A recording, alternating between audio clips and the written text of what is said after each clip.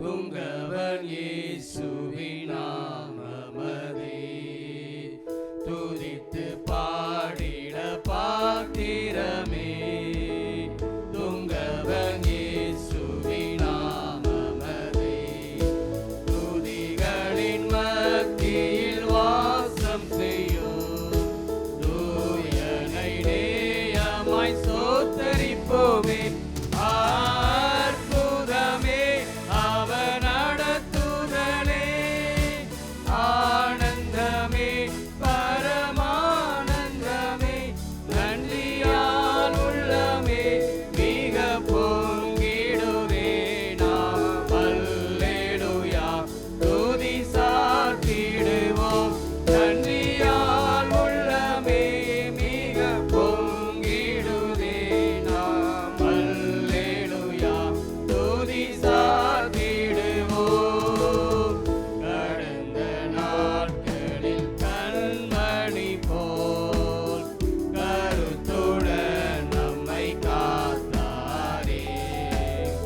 கடந்த நாட்களில் கண்மணி போல் கருத்துடன் நம்மை காத்தாரே. கர்த்தரையே நம்பி ஜீவித்திட கிருபையும் ஈந்ததால் சோத்தரிப்போமே. அற்புதமே அவர் நடத்துதலே, ஆனந்தமே பரமானந்தமே, நன்றியால் உள்ளமே மிக பொங்கிடுதே. நாம் அல்லேலூயா துதி சாற்றிடுவோம். நன்றியால் உள்ளமே மிக பொங்கிடுதே. நாம் அல்லேலூயா துதி சாற்றிடுவோம். அக்கினி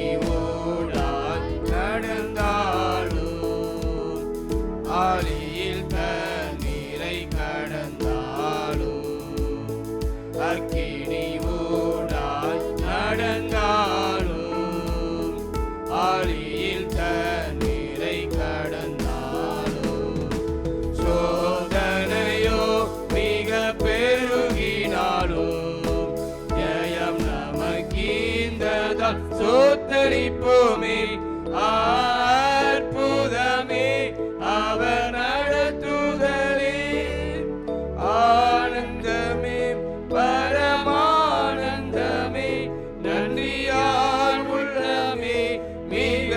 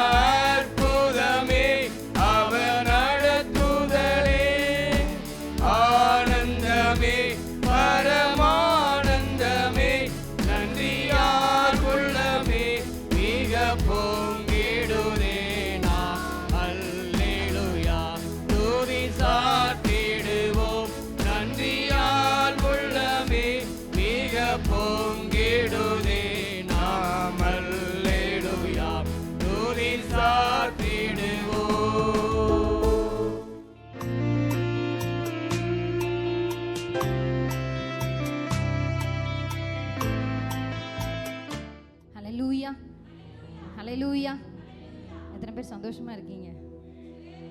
ஆமென். நல்ல கரங்களை உயர்த்தி ஹல்லேலூயா. மீண்டுமாய் ஒரு வாரத்தின் முதல் நாளில் ஆண்டவருடைய சமூகத்தில் வந்து ஆண்டவரை துதிப்பதற்கும் ஆண்டவருக்கு நன்றி செலுத்துவதற்கும் ஆண்டவருடைய வார்த்தைகளை கேட்பதற்கும் ஆண்டவர் நாட்களை கூட்டி கொடுத்துருக்கிறார். ஆமென் ஆமென். அநேகர் இந்த நாளை பார்க்கல, ஆனால் ஆண்டவர் நமக்கு கிருபையாக ஜீவனை தந்து ஆண்டவருடைய சமூகத்தில் உட்கார வைத்திருக்கிறார். ஆமென். இத்தனை பேர் சந்தோஷமா இருக்கிறது. ஆமென். உற்சாகமாக நன்றி நிறைந்த இதயத்தோடு ஆண்டவரை பாடி துதிக்க இருக்கிறோம். ஆமென். என் முழு உள்ளமும் இயேசுவை பாடும், என்றென்றும் ஸ்தோத்தரிக்கும், அவர் செய்த நன்மைகள் யாவையும் எண்ணி என் உள்ளம் நன்றி செலுத்தும். ஒருவேளை புது பாடலாம் தெரிந்தாலும் எங்களோடு சேர்ந்து இந்த பாடல் வரிகளை சேர்ந்து பாட பாட ஆண்டவர் நிச்சயமா நம்ம ஒவ்வொருவரையும் நிரப்புவதற்கு ஆயத்தமா இருக்கிறார். ஆமென். வாய் மட்டும்தான் பாடணுமா, இல்லை எங்கிருந்து பாடணும்? உள்ளத்திலிருந்து உங்க ஆத்துமா ஆண்டவருக்கு நன்றி செலுத்தணும். ஆமென். வெறும் உதடுகள் இல்லை, அந்த வரிகளை பார்த்து ஏதோ 2 வாயை அசைப்பதனால அல்ல, உங்கள் உள்ளம் உங்கள் ஆத்துமா ஆண்டவருக்கு நன்றி செலுத்தி துதிக்க துதிக்க கர்த்தர் தம்முடைய அபிஷேகத்தினால நிரப்புவார். சேர்ந்து பாடி துதிக்கலாம்.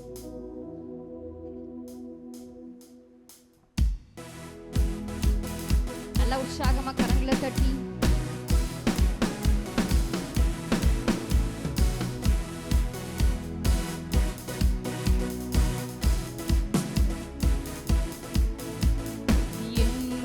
உள்ளம் இயேசுவை பாடும், என்றென்றும் ஸ்தோத்தரிக்கும், அவர் செய்த நன்மைகள் யாவையும் சொல்லியே என் உள்ளம் என்றென்றும் போற்றும்.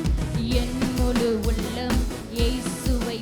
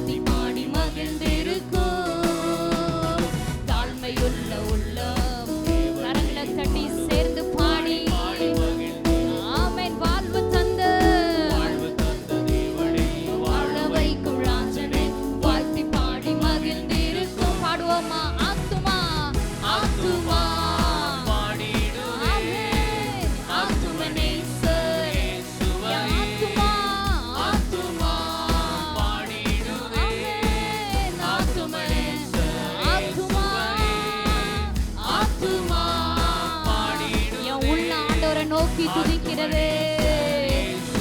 ஆத்துமா ஆத்துமா இயேசுவே, ஆத்துமனேசர் இயேசுவையே துதித்திடும் என் உள்ளம் என்றும். பாடுவோமா?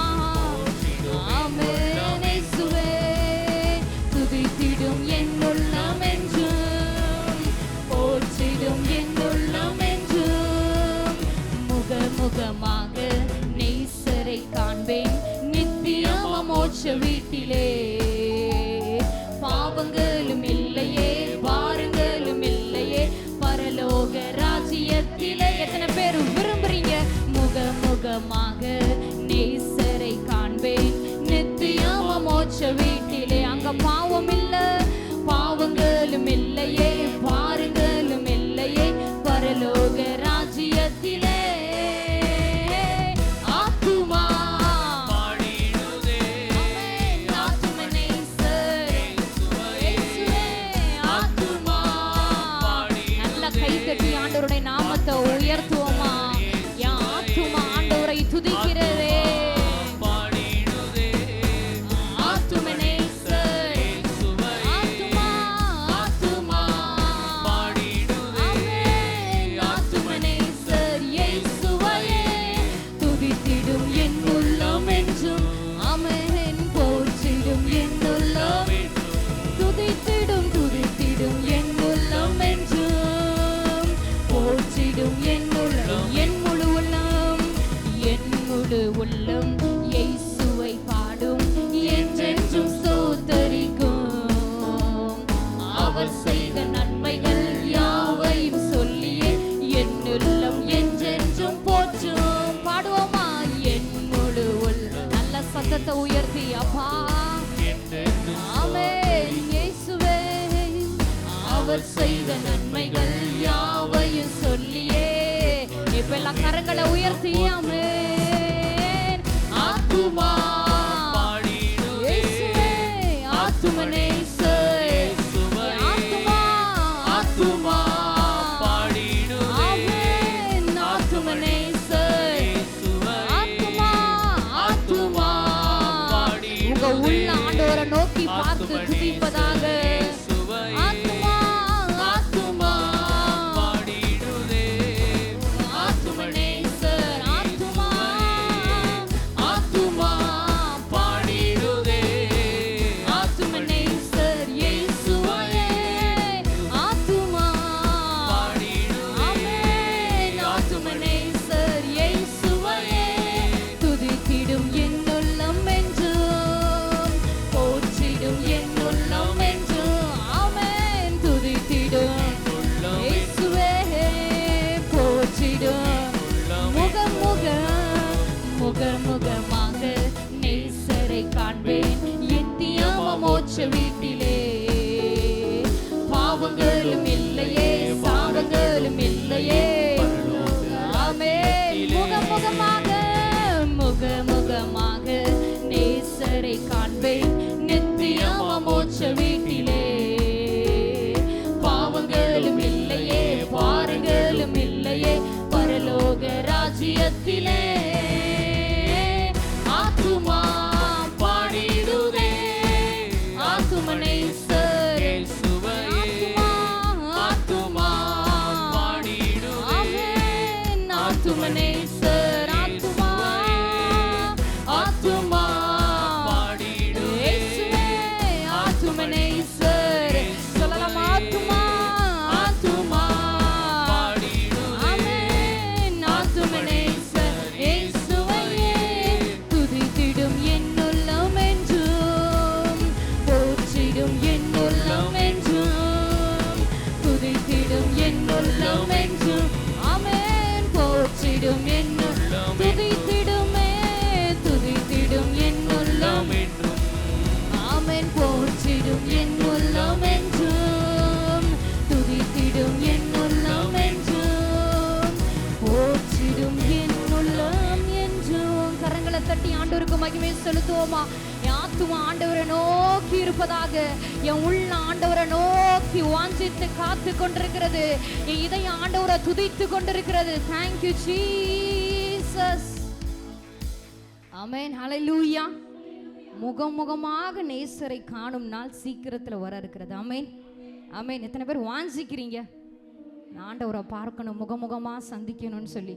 அங்கே பாவம் இல்லை, பாரம் இல்லை. இந்த உலகத்தில் வாழ்கிற கடைசி நிமிடம் வரைக்கும் நமக்குள்ளே என்ன இருக்கும்?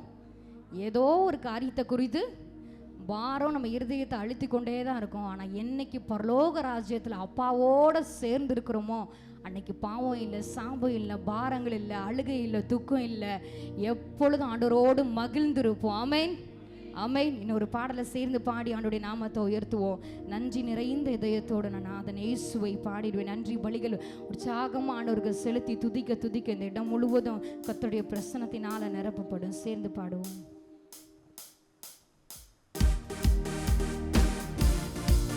உற்சாகமாக கரங்களை தட்டி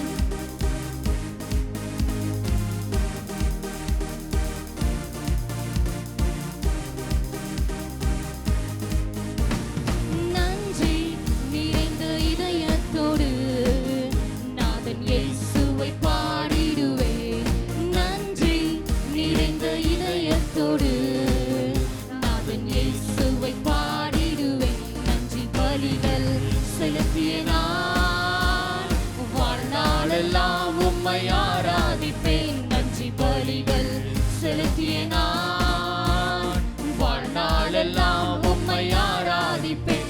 என் இயேசு நல்லவர், என் இயேசு வல்லவர், என் இயேசு பெரியவர், என் இயேசு பரிசுத்தர். சொல்லலாமா? என் இயேசு நல்லவர், உள்ளத்திலிருந்து என் இயேசு வல்லவர், என் இயேசு பெரியவர், என் இயேசு பரிசுத்தர்.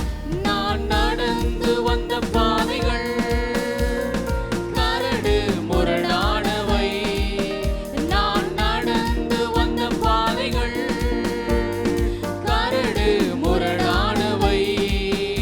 என்னை தோளில் தூக்கி சுமந்தார், அவர் அன்பை மறப்பேனோ? என்னை தோளில் தூக்கி சுமந்தார், அவர் அன்பை மறப்பேனோ? என் இயேசு உள்ளத்திலிருந்து ஆமென். என் இயேசு வல்லவர், என் இயேசு பெரியவர், என் இயேசு பரிசுத்தர், என் இயேசு நல்லவர், என் இயேசு வல்லவர், என் இயேசு பெரியவர், என் இயேசு பரிசுத்தர். என் கரத்தை பிடித்த நாள் முதல் என்னை கைவிடவே இல்லை. என் கரத்தை பிடித்த நாள் முதல் என்னை கைவிடவே இல்லை. அவர் நேசம் எந்த இன்பம், அவர் நாமம் உயர்த்துவேன்.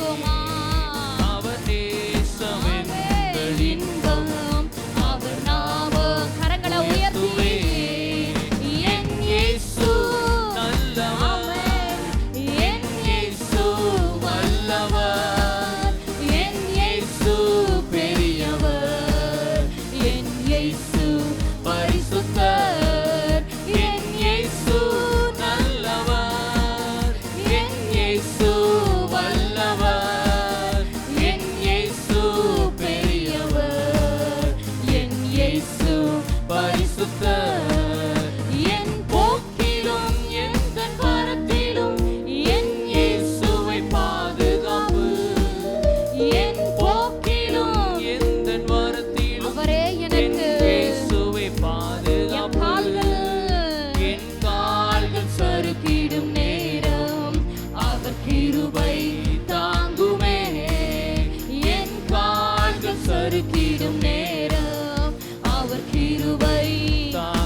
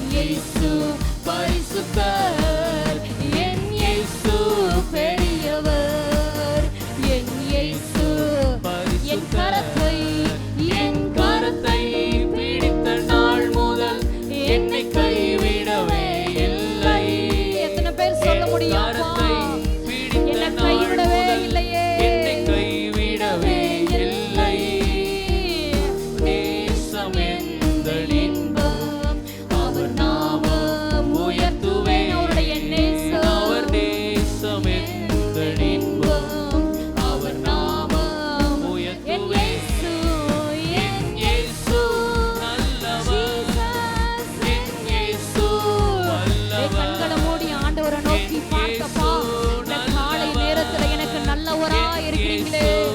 எங்க வாழ்க்கையில வல்லமை மிக்க காரியங்களை செய்கிறீங்களப்பா. நீங்க பெரியவர், நீங்க பரிசுத்தர்.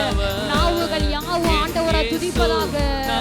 ஆமென். என் இயேசு, என் இயேசு, என் இயேசு, ஜீசஸ், என் இயேசு. ஆமென். என் இயேசு, இயேசுவே, என் இயேசு,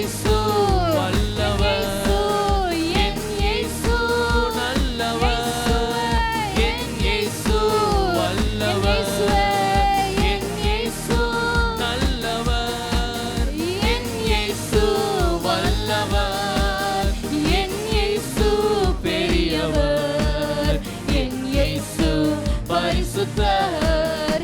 என் இயேசு பெரியவர், என் இயேசு பரிசுத்தர். நான் நடந்து வந்த பாதைகள் கரடு முரடானவை. நான் நடந்து வந்த பாதைகள் அது கரடு முரடானவை. கரடு முரடானவை. என்னை தோளில் தூக்கி சுமந்தார் அவர் அன்பை மறப்பேனோ. என்னை தோளில் தூக்கி சுமந்தார், என்னை தோளில் தூக்கி சுமந்தாரே, என்னை தோளில் தூக்கி சுமந்தார். ஆண்டவருடைய அன்பை நினைத்து பார்த்து ஒரு தகப்பன் சுமப்பது போல ஆமென் தம்முடைய கரங்களில் ஏந்தி நம்ம பாதங்கள் சறுக்கிடாதபடிக்கு, நம்முடைய கால்கள் இடையிடாதபடிக்கு நம்முடைய கரங்களில் ஏந்தி ஆமென் சுமந்து வந்த தெய்வத்திற்கு அப்பா நன்றி ஐயா. ஆமென். என் இயேசு, என் இயேசு நல்லவர். என் இயேசு நல்லவர். என் இயேசு நல்லவர். எத்தனை பேர் உண்மையா சொல்ல முடியும் அவர் நல்லவராய வாழ்க்கையில் இருக்கிறாரே. இயேசு நல்லவர். என் இயேசு வல்லவர். என் இயேசு நல்லவர். என் இயேசு வல்லவர். என் இயேசு நல்லவர். என் இயேசு வல்லவர். என் இயேசு பெரியவர். என் இயேசு பரிசுத்தர். என் இயேசு பெரியவர். என் இயேசு கரங்களை உயர்த்தி சொல்வோம். என் இயேசு நல்லவர். அவர் நல்லவராகவே வல்லவராகவே நம்முடைய வாழ்க்கையில இருந்திருக்கிறார். கடந்த 6 மாதம் முழுவதிலும் நம்மை நல்லவராக பாதுகாத்தார். இனி வருகிற நாட்களிலும் பாதுகாக்கிறவராக இருக்கிறார். நல்லவர். என் இயேசு வல்லவர். என் இயேசு பெரியவர். என் இயேசு பரிசுத்தர். என் இயேசு பெரியவர். என் இயேசு பரிசுத்தர். உமக்கொப்பானவர் யார்? உமக்கொப்பானவர் யார்? உமக்கொப்பானவர் யார்? அவரை பார்த்து சொல்லுவோம். உமக்கொப்பானவர் யார்? உமக்கொப்பானவர் யார்? உமக்கொப்பானவர் யார்? வானத்திலும் பூமியிலும் உமக்கொப்பானவர் யார்? இந்த வானத்திலும் உமக்கொப்பானவர் தேவன் யாரும் இல்லை ஆண்டவரே. உமக்கொப்பானவர் யார்? உமக்கொப்பானவர் யார்? உமக்கொப்பானவர் யார்? உமக்கொப்பானவர் யார்? வானத்திலும் பூமியிலும் உமக்கொப்பானவர் யார்? இந்த வானத்திலும் பூமியிலும் உமக்கொப்பானவர் யார்? தூதர்கள் உண்ணும் உணவால் உந்தன் ஜனங்களை போஷித்தீரே. தூதர்கள் உண்ணும் உணவால் உந்தன் ஜனங்களை போஷித்தீரே. உம்மை போல யாருண்டு இந்த ஜனங்களை நேசித்திட? உம்மை போல யாருண்டு இந்த ஜனங்களை? உம்மை போல யாருண்டு ஆண்டவரே? அப்பா இந்த செய்கிறதற்கு, எங்கள் மீது அன்பு கூறுகிறதற்கு அவர் ஒருவர் மாத்திரமே நம்மை நேசிக்கிறவராய், அவர் ஒருவர் மாத்திரமே நம்மில் அன்பு கூறுகிறவராய் இருக்கிறார். கரங்களை உயர்த்தி சொல்வோம், உமக்கொப்பானவர் யார், உமக்கொப்பானவர் யார், உமக்கொப்பானவர் யார், உமக்கொப்பானவர் யார், உமக்கொப்பானவர், உமக்கொப்பானவர் யார், உமக்கொப்பானவர் யார், உமக்கொப்பானவர் யார், உமக்கொப்பானவர் யார். இந்த வானத்திலும் பூமியிலும் உமக்கொப்பானவர் யார், இந்த வானத்திலும் பூமியிலும் உமக்கொப்பானவர். கண்மலையை பிளந்தவராய், கண்மலையை நீர் பிளந்து உந்த ஜனங்களின் தாகம் தீர்த்தீர். கண்மலையை நீர் பிளந்து உந்த ஜனங்களின் தாகம் தீர்த்தீர். உம் நாமம் அதிசயம் என்றும் அற்புதம் செய்திடுவீர். உம் அதிசயமானவர், அற்புதமானவர். இந்த நாளிலோ உங்களுடைய வாழ்க்கையில் அற்புதங்களை செய்கிறவராயிருக்கிறார். அவருடைய நாமம் அதிசயமானவர், ஆலோசனை கர்த்தர். அவர் இந்த நாளில் அற்புதங்களை செய்கிறவராய் இருக்கிறார். இந்த வேளையில விசுவாசத்தோடு கேட்போம், ஆண்டவரே இன்றும் அற்புதம் செய்திடு. உம் நாமம், உம் நாமம் அதிசயம் என்றும் அற்புதம் செய்திடுவே. உமக்கொப்பானவர் யார், உமக்கொப்பானவர் யார், உமக்கொப்பானவர் யார், உமக்கொப்பானவர் யார், உமக்கொப்பானவர், உமக்கொப்பானவர் யார், உமக்கொப்பானவர் யார், உமக்கொப்பானவர் யார், உமக்கொப்பானவர் யார்.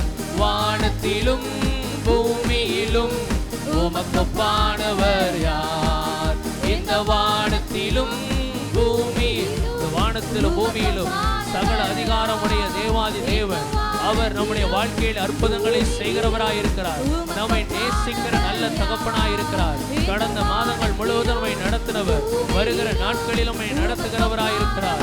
அவருடைய சிறகுகளின் நிழலிலே நம்மை மறைத்து வைத்து நம்மை பாதுகாக்கிற ஒரு நல்ல நேசர் உங்க வாழ்க்கையில அதிசயங்களை செய்கிறவராய் இருக்கிறார். அவருடைய நாமம் அதிசயமானவர்.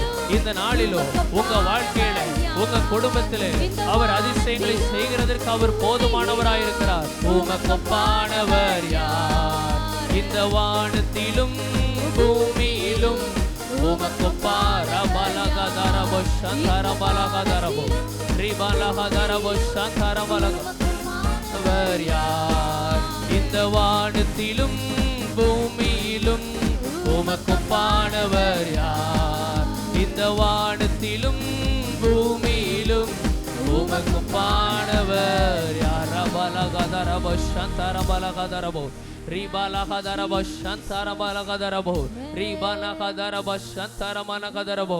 அவருக்கு ஒப்பானவர், அவருக்கு நிகரானவர் யாருமே இல்லை.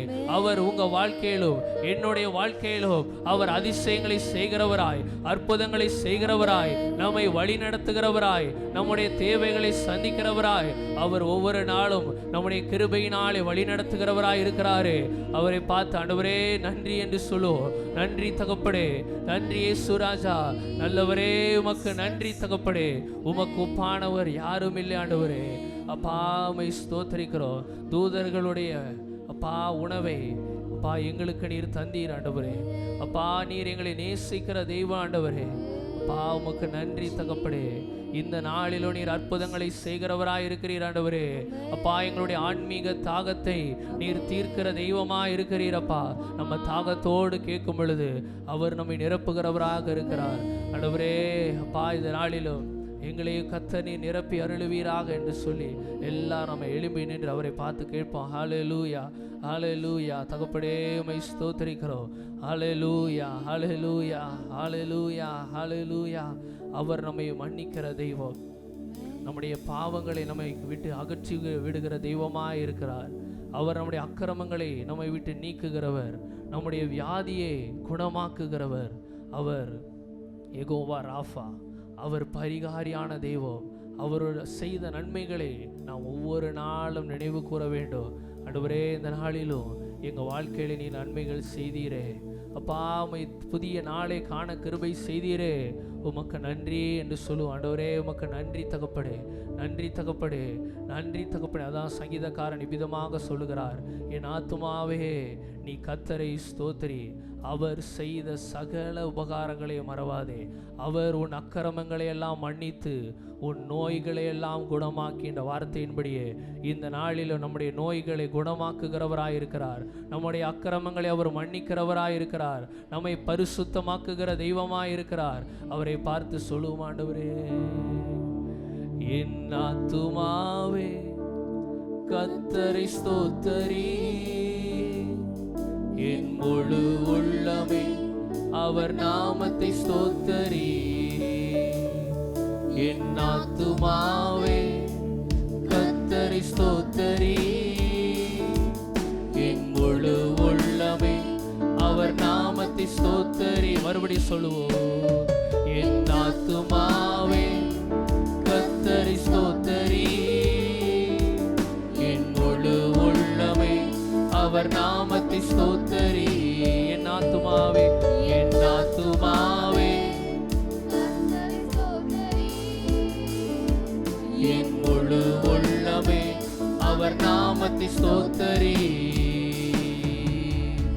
அவர் செய்த சகல உபகாரங்கள் மறவாதே, ஒரு போதும் மறவாதே.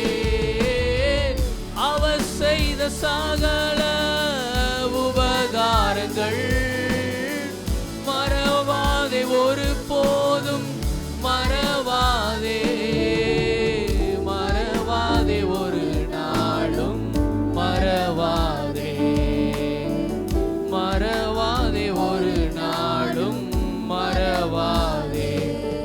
என் நோய்களெல்லாம் குணமாக்கினாரே, அவர் தழும்புகளா என்னை சுகமாக்கினார். விசுவாசத்தோடு சொல்லுவோம், என் நோய்களெல்லாம் குணமாக்கினாரே, அவர் தழும்புகளா என்னை சுகமாக்கி. மறுபடி சொல்ல, என் நோய்கள் எல்லாம், என் நோய்கள் எல்லாம் குணமாக்கினாரே, அவர் தழும்புகளா என்னை சுகமாக்கினாரே. நோய்கள் எல்லாம், என் நோய்கள் எல்லாம் நம்முடைய நோய்களை அவர் குணமாக்குகிறவராய், நம்முடைய தழும்புகள் அவருடைய தழும்புகளாலே நம்மை சுகப்படுத்துகிறவராய்.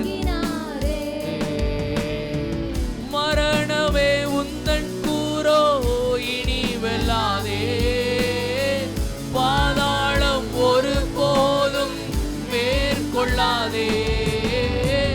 மரணமே உந்தன் கூரோ இனி வெல்லாதே, பாதாளம் ஒரு போதும் மேற்கொள்ளாதே.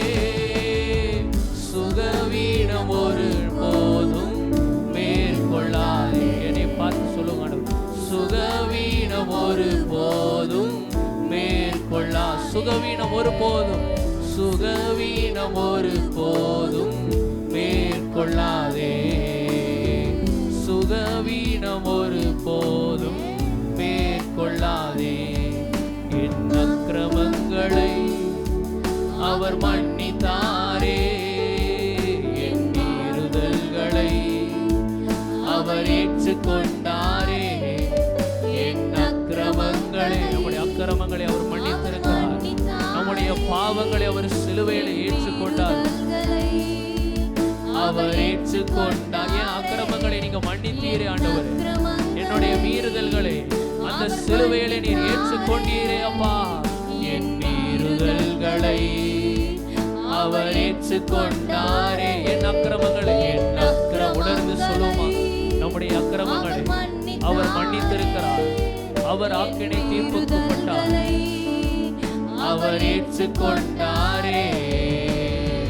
மேற்குக்கும் கிழக்குக்கும் தூரம் போல பாவங்களை என்னை விட்டு விலக்கினாரே.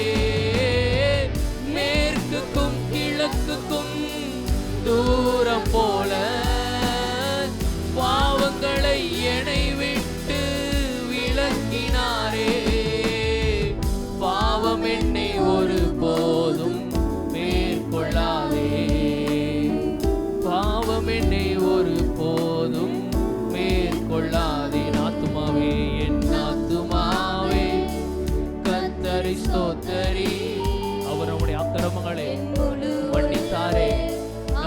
மீறுதல்களை அவர் ஏற்றுக்கொண்டாரே. நம்முடைய வியாதிகளை அவர் குணமாக்கினாரே. நம்முடைய பலவீனங்களை அவர் ஏற்றுக்கொண்டாரே. இந்த வேளையில் அவரை பார்த்து ஸ்தோத்தரித்து சொல்லுமா, அவர் நாமத்தை ஸ்தோத்தரி என் ஆத்துமாவே, என் ஆத்துமாவே கர்த்தரை ஸ்தோத்தரி, என் முழு உள்ளமே அவர் நாமத்தை ஸ்தோத்தரி. என் ஆத்துமாவே, மேற்குக்கும் கிழக்குக்கும் எவ்வளவு தூரமோ அவ்வளவு தூரமாய் நம்முடைய பாவங்களை அவர் அகற்றுகிறவராய் இருக்கிறார். கடலின் ஆழத்திலே நம்முடைய பாவங்களை போடுகிறவராய் இருக்கிறார். மறுபடியும் நினையாதவராய் இருக்கிறார். அவர் நம்முடைய பாவங்களை மன்னித்து மறந்து நம்மை நீதிமானாய் அவர் மாற்றுகிறார். அந்த நித்திய ஜீவனுக்கு தகுதியுள்ளவராய் அவர் மாற்றி இருக்கிறாரே. நம்ம தேவாதி தேவனுக்கு நம்ம உள்ளத்தின் ஆழத்திலிருந்து ஸ்தோத்திரங்கள் ஏறெடுப்போம். என் முழு உள்ளமே அவர் நாமத்தை ஸ்தோத்தரி. கரங்களை உயர்த்தி, அவர் செய்த சகல உபகாரங்கள் மறவாதே, ஒரு போதும் மறவாதே. அவர் செய்த சகல உபகாரங்கள் மறவாதே, ஒரு போதும் அவர் செய்த சகல உபகாரங்கள் மறவாதே, ஒரு போதும் மறவாதே. மறவாதே, ஒரு நாளும் மறவாதே. மறவாதே, ஒரு நாளும். அவர் நம்மை மறவாத நேசர். அதே போல நாம் அவர் செய்த நன்மைகளை ஒவ்வொரு நாளும் நினைத்து நன்றி செலுத்தும் பொழுது வருகிற நாட்களிலும் இன்னும் அதிகமான நன்மைகளை நம்முடைய வாழ்க்கையில செய்கிறவராக இருக்கிறார். மறவாதே, ஒரு நாளும் மறவாதே. மறவாதே, ஒரு நாளும் மறவாதே. உள்ளமும் ஏங்கிடுதே, உணர்வுகளும் துடிக்குதே, முகத்தை பார்க்கணும், உம்மோடு இணையணும். உள்ளமும் ஏங்கிடுதே, உணர்வுகளும் துடிக்குதே, உம் முகத்தை பார்க்கணும், உம்மோடு இணையணும். உள்ளமும் ஏங்கிடுதே, உணர்வுகளும் துடிக்குதே, உம் முகத்தை பார்க்கணும், உம்மோடு. கரங்களை உயர்த்தி, உள்ளமும் ஏங்கிடுதே, உணர்வுகளும் துடிக்குதே, உம் முகத்தை பார்க்கணும், உம்மோடு இணையணும். ஆராதனை, ஆராதனை, ஆராதனை உமக்குதானே. ஆராதனை, ஆராதனை, ஆராதனை உமக்கேதானே.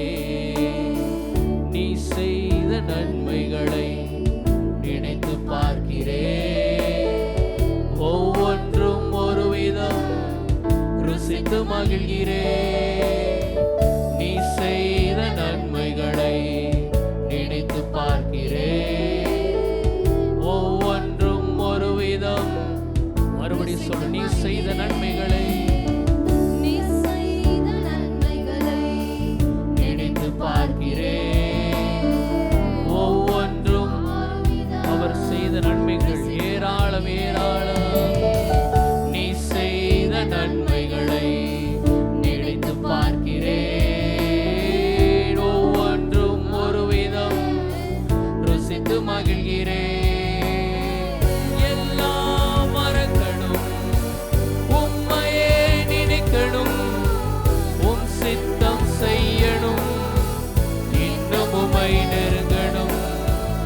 எல்லாம் மறக்கணும், உம்மையே நினைக்கணும், உம்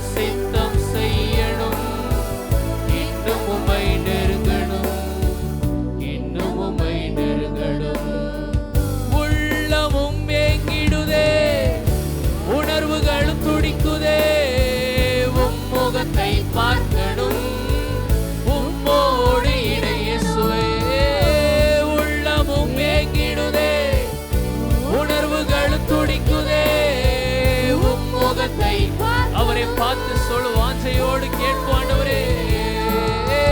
உள்ளமும் ஏங்கிடுதே, உணர்வுகளும் துடிக்குதே, உம் முகத்தை பார்க்கணும், உம்மோடு இணையணும்.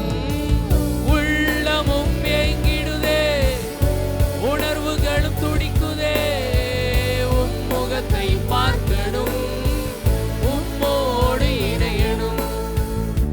ஆராதனை ஆராதனை ஆராதனை உமக்கு தானே. ஆராதனை ஆராதனை ஆராதனை உமக்கே தானே. நம்முடைய வாழ்க்கையில நன்மைகள் செய்தபடியால் கரங்களை தட்டி கர்த்தருக்கு நன்றி செலுத்துவோம். அவர் செய்த நன்மைகள் ஒவ்வொன்றும் ஒவ்வொரு விதமாய் இருக்கிறது. அது ஆச்சரியமானவைகளாய் இருக்கிறது. நம்மை இம்மட்டுமாய் நடத்தினாரே, இம்மட்டும் நம்மை பாதுகாத்தாரே. கர்த்தருக்கு நல்லா கரங்களை தட்டி நன்றி செலுத்துவோம். அப்பா, எங்களுடைய நன்மைகளை அப்பா தந்தீரே. அப்பா ஆண்டவரே, எங்களுடைய அக்கிரமங்களை மன்னித்தீரே தகப்படே. அப்பா, இனிமேலும் நீர் நடத்துகிறதற்கு போதுமானவராய் இருக்கிறீரே தகப்படே. உமக்கு நன்றி ராஜா, நன்றி தகப்படே, நன்றி இயேசு ராஜா.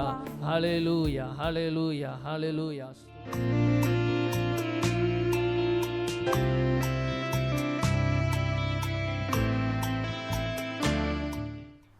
பாவங்கள் போக்கவே சாபங்கள் நீக்கவே பூலோகம் வந்தாரையா. மனிதரை மீட்கவே பரலோகம் சேர்க்கவே சிலுவையை சுமந்தாரையா. பாவங்கள் போக்கவே சாபங்கள் நீக்கவே பூலோகம் வந்தாரையா. மனிதரை மீட்கவே பரலோகம் சேர்க்கவே சிலுவையை சுமந்தாரையா. கண்ணீரை துடைத்தாரையா, சந்தோஷம் தந்தாரையா. கண்ணீரை துடைத்தாரையா,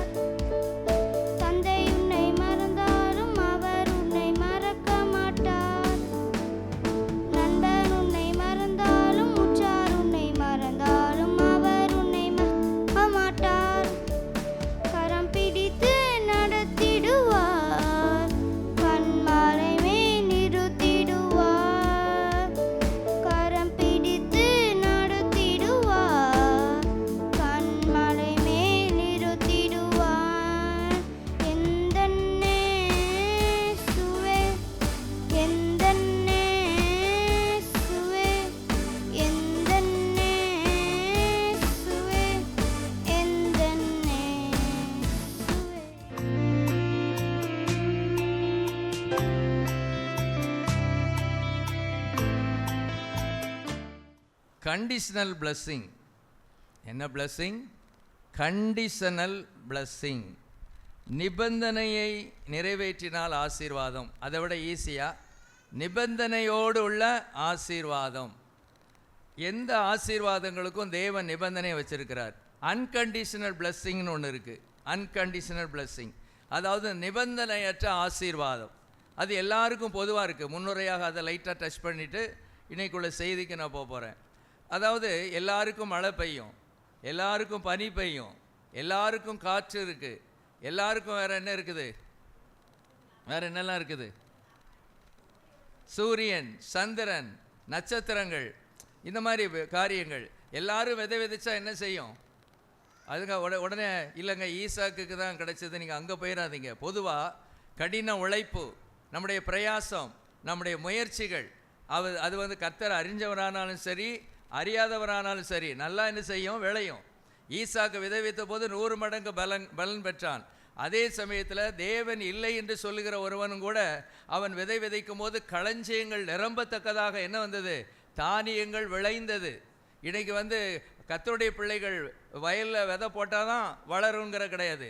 யார் விதை போட்டாலும் அங்கே என்ன செய்யும்? வளரும். அதெல்லாம் நிபந்தனை அற்ற ஆசீர்வாதம். ஆனால் இன்றைக்கி நாம் பார்க்க போகிறது நிபந்தனையோடு கூடிய ஆசீர்வாதம். அந்த நிபந்தனை இது ஒரு பெரிய சப்ஜெக்டு. இதை பேசினா பல மணி நேரங்கள் பேசலாம். இன்றைக்கி நான் கொஞ்சம் நேரம் உங்களோட நான் பேச போகிறேன்.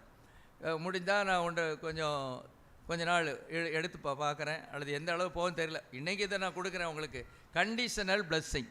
Okay, praise the Lord. சரி, முதலாவதாக மன்னிப்பு. மன்னிப்பு எப்படியெல்லாம் கிடைக்குது? என்ன நம்ம நிறைவேற்றினா, எதை நம்ம செய்தால் தேவன் நம்மை மன்னிப்பார், இதை நம்ம பார்க்கணும். பொதுவாக நம்ம எல்லாருமே சொல்லுவோம் மன்னிப்பு எப்படி கிடைக்கும்னு. உங்கள்கிட்ட கேள்வியை கேட்குறேன், தேவனிடத்திலிருந்து மன்னிப்பு எப்படி கிடைக்கும்? இது ஒன்று தான் நம்ம சொல்லுவோம். இன்றைக்கி நான் 6 பாயிண்ட் வச்சுருக்கேன். அதில் ஸ்தோத்திரம். எத்தனை பேர் நீங்கள் இதை சிந்திச்சிருப்பீங்கன்னு தெரியல. அதனால் தயவுசெய்து எழுதிக்கிடுங்க. நம்ம எழுதி கொண்டால்தான் நீங்கள் டிக் பண்ண முடியும் அந்த காரியங்களை. மன்னிப்புங்கிறது அவ்வளோ எளிதல்ல. நாம் நினைக்கிறோம் மன்னிப்புங்கிறது ரொம்ப எளிது. பைபிள் அப்படி தானே சொல்லுது. யோவான் 1:9 என்ன சொல்லுது? நம்முடைய பாவங்களை நாம் அறிக்கையிட்டால், இதுதான் கண்டிஷன். கண்டிஷனல் பிளஸ்ஸிங் தானே, நிபந்தனை. என்ன நிபந்தனை?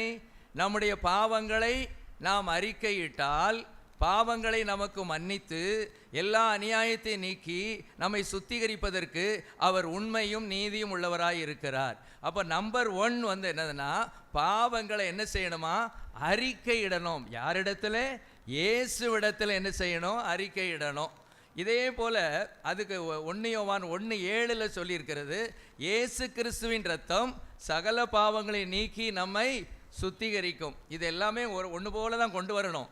அறிக்கையிட்டுக்கிட்டு அடுத்தது என்ன சொல்லணும்? இயேசுவே உம்முடைய இரத்தத்தினால என்னை கழுவி என்னை சுத்திகரியும்னு சொல்லணும். இதே வசனம் வெளிப்படுத்தல் 1:6 இருக்குது. அதை வாசிங்க. வெளிப்படுத்தல் 1:6.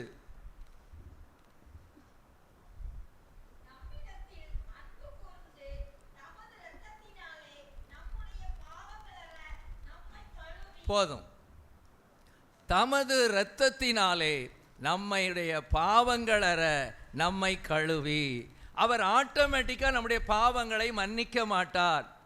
ஆட்டோமேட்டிக்காக இயேசு கிறிஸ்துவுடைய இரத்தம் நம்ம மேலே விழுந்து நம்முடைய பாவங்களை என்ன செய்யாது? மன்னிக்காது. என்னங்க பேசிக்காக சொல்கிறீங்க? இதெல்லாம் நாங்கள் அறிஞ்சு கரை கண்டவங்க. நான்லாம் கரை கண்டவா அப்படி நீங்கள் நினைக்கிறீங்களா? கரை கண்டிருக்கலாம். இன்னும் 5 பாயிண்ட் இருக்குது. அதை நாம் நிறைவேற்றணும்னு ஆண்டவர் விரும்புகிறார். மன்னிப்புக்கு முதல் ஸ்டெப்பு இதுதான். பாவங்களை அறிக்கையிடுதல், இயேசுவின் இரத்தத்தால் கழுவப்படுதல். இன்னும் நீங்கள் அடுத்தது பார்த்தீங்களா, பாவத்தை விட்டு விடுதல். இதெல்லாம் சேரும்போது தான் அந்த மன்னிப்பு நமக்கு எப்படி கிடைக்கும்? அந்த வசனத்தின்படி எப்படி கிடைக்கும்? பூரணமாக கிடைக்கும். நீதிமொழிகள் 28:13 நம்ம எப்போது சிந்திக்கிறதா? தன் பாவங்களை மறைக்கிறவன் வாழ்வடைய மாட்டான், அவைகளை அறிக்கை செய்து விட்டு விடுகிறவன் இரக்கம் பெறுவான். அப்போ பாவங்கள் மன்னிக்கப்பட வேண்டும் என்றால் பாவத்தை அறிக்கையிடணும், இயேசுவின் இரத்தத்தால் கழுவப்படணும், பாவத்தை விட்டு விடணும். இதுதான் நம்ம முதல் செய்கிற காரியம். இப்படி நாம் செய்யும்போது நம்முடைய பெயரை ஆண்டவர் எங்கே எழுதுகிறாரு? ஜீவ புஸ்தகத்தில் எழுதுகிறார். அப்பொழுதுதான் நம்ம ஒரு கிறிஸ்தவனாக மாறுகிறோம். சபைக்கு வருகிறதுனால அல்ல. புரிந்துக்கிட்டீங்களா? சபைக்கு யாரெல்லாம் வருவா? அநீதிமான்களும் வருவாங்க, துன்மார்க்கர்களும் வருவாங்க. பைபிள் சொல்லுதா? வசனம்லாம் நம்ம பார்த்துருக்கோமா? அடிக்கடி படிக்கிறதா, சொல்லுங்களாம் பார்ப்போம். அந்த அநீதிமான்களும் வருவாங்க, அநீதி உள்ளவர்களும் சபைக்கு வருவாங்க. நீதிமான்கள் பாவிகள் நீதிமான்களுடைய சபையிலே நிலை நிற்பதில்லை. பாவிகளாக இருந்து கொண்டே சபையில் இருக்க முடியாது. இன்னொரு இடத்துல நம்ம பார்த்தோம், என்ன பார்த்தோம்? பரிசுத்த சபைக்கு போக்குவரத்தா இருக்கிற துன்மார்க்கர்கள் சபைக்கு போக்குவரத்தா இருப்பாங்க.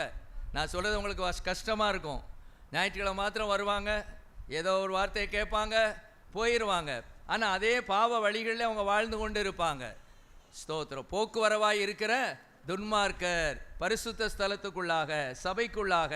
சரி, இதுதான் முதல் காரியம். அப்போ முதல்ல மன்னிப்பை பெறனா நம்ம என்ன செய்யணும்? பாவத்தை அறிக்கையிடணும், இயேசுவின் இரத்தத்தால் கழுவப்படணும், பாவத்தை விட்டு விடணும். ரெண்டாவதாக நீங்கள் பார்க்கும்போது அப்போஸ்தலர் 10:43 வாசிங்க. அப்போஸ்தலர் 10:43.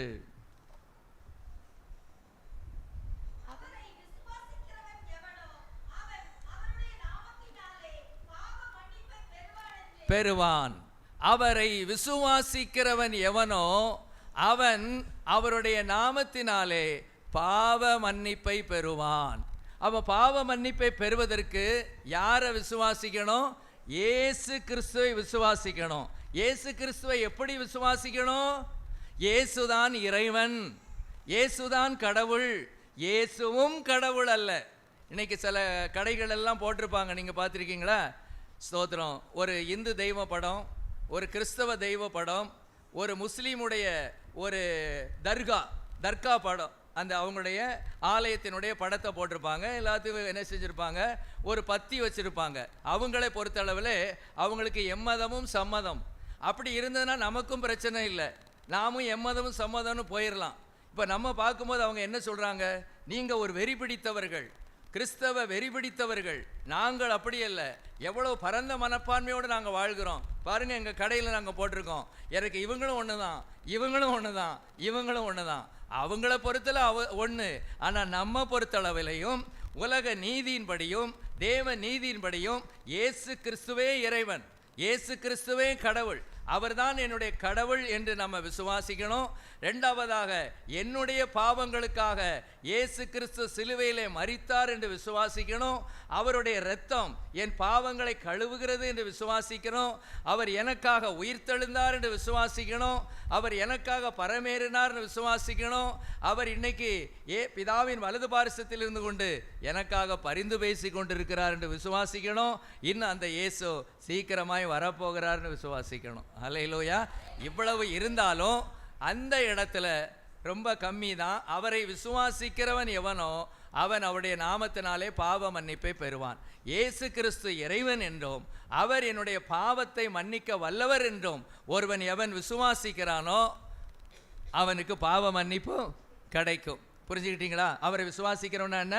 இயேசுதான் இறைவன் என்றும் அவர்தான் பாவங்களை மன்னிக்க வல்லமை உடையவர் என்றும் எவன் ஒருவன் விசுவாசிக்கிறானோ அவனுடைய பாவங்கள் என்ன செய்யப்படும்?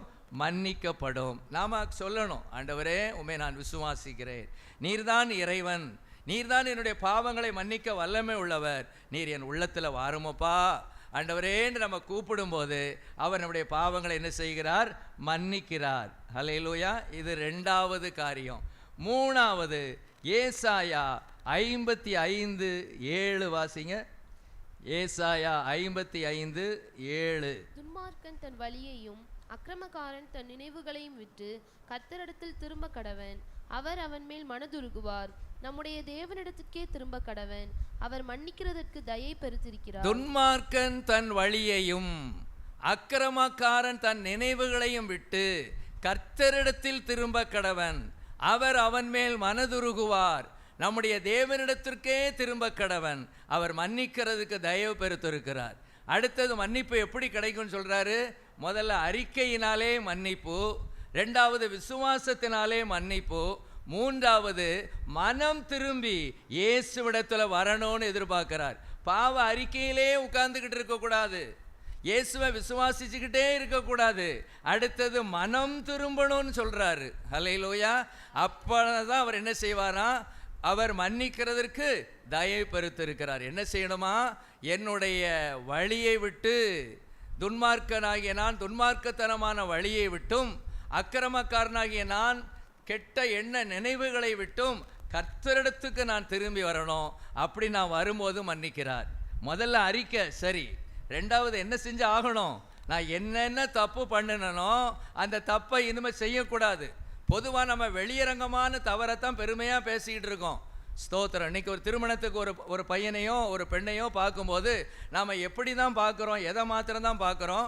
வெளியரங்கமான காரியத்தை பார்க்குறோம். தண்ணி அடிப்பானா? இல்லை. ஸ்மோக் பண்ணுவானா? இல்லை. கஞ்சா கிஞ்சா குடிப்பானா? குடிக்க மாட்டான். பொம்பளை விஷயத்தில் தங்க கம்பி, அப்பம் கெட்டு, கொட்டு மேளம், இவ்வளவுதான் நாம பார்க்கறது. கட்டு கொட்டு மேளம், இதை மாதிரி மாப்பிள்ளை இந்த உலகத்தில் என்ன செய்யாது? கிடையாது. இது மனுஷன் சொல்லுகிறது. ஆனால் தேவனுடைய பார்வையிலே உள்ளான மனுஷன் இருக்கிறான். இன்னர் மேன்ல நம்ம திருமணமா? எப்படி திருமணம்? கோபம், எரிச்சல், வைராக்கியம், கசப்பு, மன்னிக்க முடியாம இப்படிப்பட்ட காரியங்கள்ல இருந்தெல்லாம் மனம் திரும்பி ஆண்டவரிடத்துல வரும்போது அவர் என்னை மன்னிக்கிறார். புரிஞ்சுக்கிட்டீங்களா? ஸ்தோத்திரம். முதல்ல அறிக்கையில தான் தொடங்குது, ஆனா அது போய்கிட்டே இருக்கு. அதாவது பரிசுத்தத்திலே பூரணம், மன்னிக்கப்படுவதிலே பூரணம் அடைய வேண்டும். பூரணம் அடைந்தவர்களுக்குத்தான் பரலோகமே ஒழிய ஜஸ்ட் அறிக்கையிட்டவர்களுக்கு அந்த மேலான பரலோகம் கிடையாது. ஏதோ தப்பி தவறி நம்ம புதிய பூமியில் போய் உட்கார்ந்துக்கலாம் வேணாம். பிரைஸ் அலாட். புரிஞ்சுக்கிட்டீங்களா? புரிஞ்சவங்க அல்லையில சொல்லுங்க. பிரைஸ் அலாட். நம்ம அறிக்கையிட்டா அந்த கள்ளனை மாறி, கள்ளனுக்கு ஆண்டவர் என்ன சொன்னாரு? நீ இன்று என்னுடனே கூட பரதீசில் இருப்பாய். பரதீஸ் என்றால் தோட்டம் என்று அர்த்தம். தோட்டத்தில் இருந்தான், இன்னும் அவன் தோட்டத்தில் தான் இருக்க போறான். கடைசி வரைக்கும் அவன் அந்த எருசலேமுக்கோ தேவன் வைத்திருக்கிற உயர்ந்த சீயோனுக்கோ அப்படிப்பட்ட இடத்திற்கு அந்த கள்ளம் போக முடியாது. ஏனென்றால் அவன் அறிக்கையிலே தன்னுடைய ஓட்டத்தை முடித்து விட்டான். இரக்கமுள்ள தேவன் அவனுக்கு இறங்கினார். ஹல்லேலூயா. ஸ்தோத்திரம். அப்போ மனம் திரும்ப வேண்டும். இதே அப்போஸ்தலர் 8:22 இப்படி இருக்கு. நீ உன் துர்க்குணத்தை விட்டு மனம் திரும்பி தேவனை நோக்கி வேண்டிக்கொள், ஒருவேளை உன் இருதயத்தின் எண்ணம் உனக்கு மன்னிக்கப்படலாம். யாரை பார்த்து யார் சொல்றா? பேதுரு மாயவித்திரைக்காரனாகிய சீமோனை பார்த்து சொல்லுகிறார், நீ உன் துர்க்குணத்தை விட்டு மனம் திரும்பு. கர்த்தர் திரும்ப திரும்ப இந்த ஜூலை மாதம் முதல் வாரத்தில் சொல்லுகிறது, இது வாக்குத்தத்தத்தை அள்ளி வீசுற நாட்கள் அல்ல. இதை செய்தால் இதை செய்வேன், இப்படிதான் ஆண்டவர் சொல்லுகிறார். சும்மா மொட்டைக்கட்டையா சொல்லுவாங்க. அது யாருக்கு? குழந்தை கிறிஸ்தவர்களுக்கு, புதிதாக வருகிற கிறிஸ்தவர்களுக்கு. அவர்களுக்குத்தான் மொட்டையா சில வாக்குத்தத்தங்களை அள்ளி வீசுவார்கள். தேவனுடைய பிள்ளையாக மாறின பின்பு மொட்டை ஆசீர்வாதங்கள் நமக்கு கிடையாது. கண்டிஷனை நிறைவேற்றும் போதுதான் தேவன் நம்மை ஆசீர்வதிப்பார். இதை புரிந்து கொள்ளணும். இப்போ அவர் சொல்றாரு, நீ உன் துர்க்குணத்தை விட்டு மனம் திரும்பி தேவனை நோக்கி வேண்டிக்கொள், ஒருவேளை உன் இருதயத்தின் எண்ணம் உனக்கு மன்னிக்கப்படாது. நான் சொல்றேன், அந்த ஒருவேளையை தூக்கிருங்க. அது அவர் சொன்னது ஒருவேளை அல்ல, கண்டிப்பாக நம்முடைய இருதயத்தின் எண்ணத்தை வாய்க்க செய்வார். எப்போது? துர்க்குணத்தை விட்டு மனம் திரும்பும் போது. இன்னைக்கு ரட்சிக்கப்பட்டேன் என்று சொல்லுகிறோம், மனம் திரும்பி விட்டேன் என்று சொல்லுகிறோம், அபிஷேகம் பெற்றுவிட்டேன் என்று சொல்லுகிறோம். ஆனால் இன்னும் பாவ குணங்கள் அப்படியே இருக்கிறது. ஏமாந்து விட வேண்டாம், பரலோகம் கிடைக்கும் அப்படின்னு நினைச்சிடாதீங்க. பிரைஸ் எல்லாம். ஒருவேளை நம்ம சொன்னது மாதிரி பரதீசில் போய் இருக்கலாம்.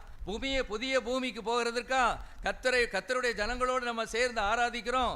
இல்லை, ஒரு உயர்வான இடம் வேணும்னு பூமியில் நம்ம யோசிக்கிறோமா இல்லையா? பூமியில் உயர்ந்திருக்கணும், சிறந்திருக்கணும், சொந்த வீடு வேணும், சொந்த வாகனம் வேணும், இதெல்லாம் விரும்புகிற நாம பரலோகத்தில் ஒரு பெரிய இடத்துல இருக்கணுங்கிற நம்ம விரும்புறதில்லை. ஏன்னா அது கடினமானது. ஊழியம் செய்வது ஈஸி, ஊழிய பைய தூக்கி போட்டு போயிடுறோம், ரொம்ப ஈஸி. ஆனால் கோபப்படாமல் இருக்கிறது கஷ்டம், இச்சையை அடக்குவது கஷ்டம், பரிசுத்தமாக வாழ்வது கஷ்டம். மன்னிக்க வேண்டியது, மன்னிக்க முடியாமல் கிடந்து திணறது கஷ்டம். ஸ்தோத்திரம் போடுவது எளிது, உபவாசம் இருப்பது எளிது, பிரசங்கம் பண்ணுவது எளிது. இதெல்லாம் எளிதான காரியங்கள். அவருக்கு கொடுத்த கிருபையின்படி அவர்கள் நடந்து கொண்டே இருப்பார்கள். ஆனா மனம் திரும்பணும். ஹல்லேலூயா. இந்த முதல் மாதத்துல 7வது மாதத்தின் முதல் ஞாயிற்றுக்கிழமை இந்த நாளிலே தேவன் என்ன சொல்லுகிறார் என்றால், மனம் திரும்பு, அப்பொழுது நான் உன்னை ஆசீர்வதிப்பேன் என்று சொல்லுகிறார். ஹல்லேலூயா. அப்பொழுது உன்னுடைய பாவங்களை நான் மன்னிப்பேன் என்று சொல்லுகிறார். சரி, இது கொஞ்சம் கடினமா இருக்கும். அடுத்தது இது கொஞ்சம் கடினம் இல்லை, இது பரவாயில்ல. மத்தேயு 6:14-15 மன்னிப்புல இவ்வளவு இருக்கான்னு பார்த்துக்கோங்க. மன்னிக்கப்படணும்னா எவ்வளவு செய்யணும் பார்த்துக்கோங்க. வாசிங்க.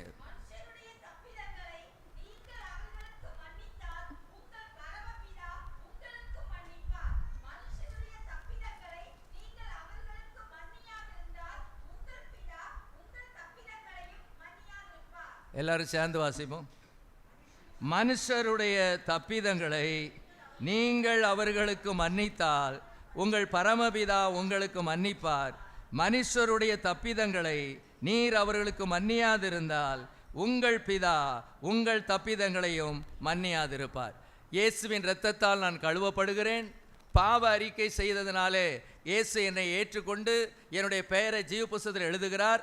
அந்த தேவன் என்ன விரும்புகிறார் என்றால், மன்னிக்கப்பட்ட நான் எனக்கு கீழாக என் சக உதிரர், என்னுடைய சகோதரர்கள், என்னுடைய சிநேகிதர்கள், என்னுடைய பக்கத்தில் உள்ளவங்க எனக்கு ஒருவேளை துரோகம் செஞ்சிருக்கலாம், அல்லது என்னை வேதனை உண்டாக்கி இருக்கலாம். ஆனால் நான் என்ன செய்யணுமா?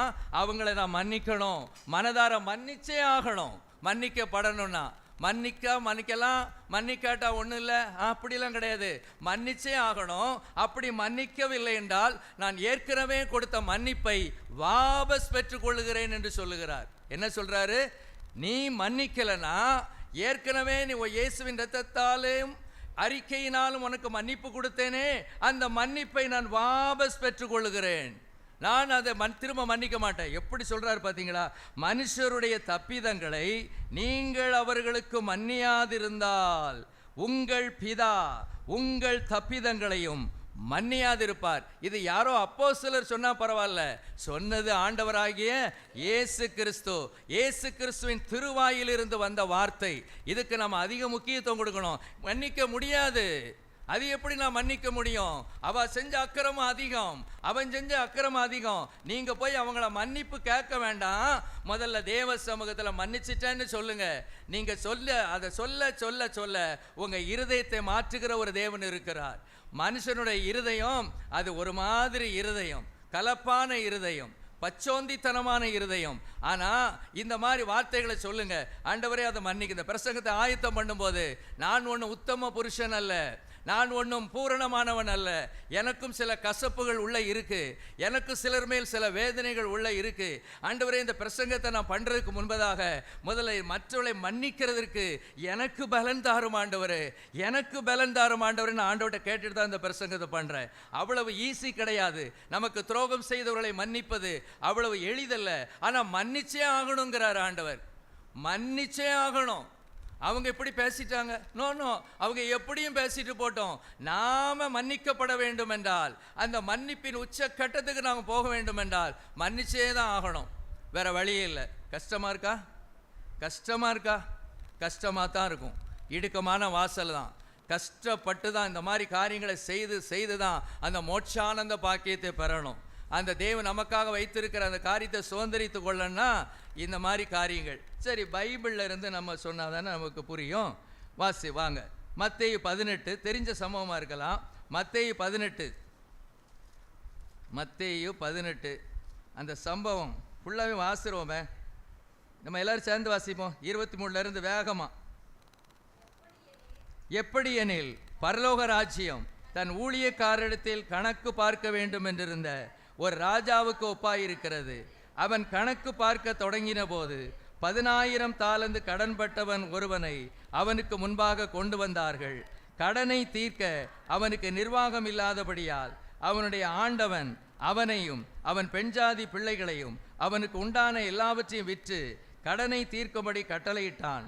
அப்பொழுது அந்த ஊழியக்காரன் தாழ விழுந்து வணங்கி, ஆண்டவனே, என்னிடத்தில் பொறுமையாயிரும், எல்லாவற்றையும் உமக்கு கொடுத்து தீர்க்கிறேன் என்றான். அந்த ஊழியக்காரனுடைய ஆண்டவன் மனதிறங்கி அவனை விடுதலை பண்ணி கடனையும் அவனுக்கு மன்னித்து விட்டான்.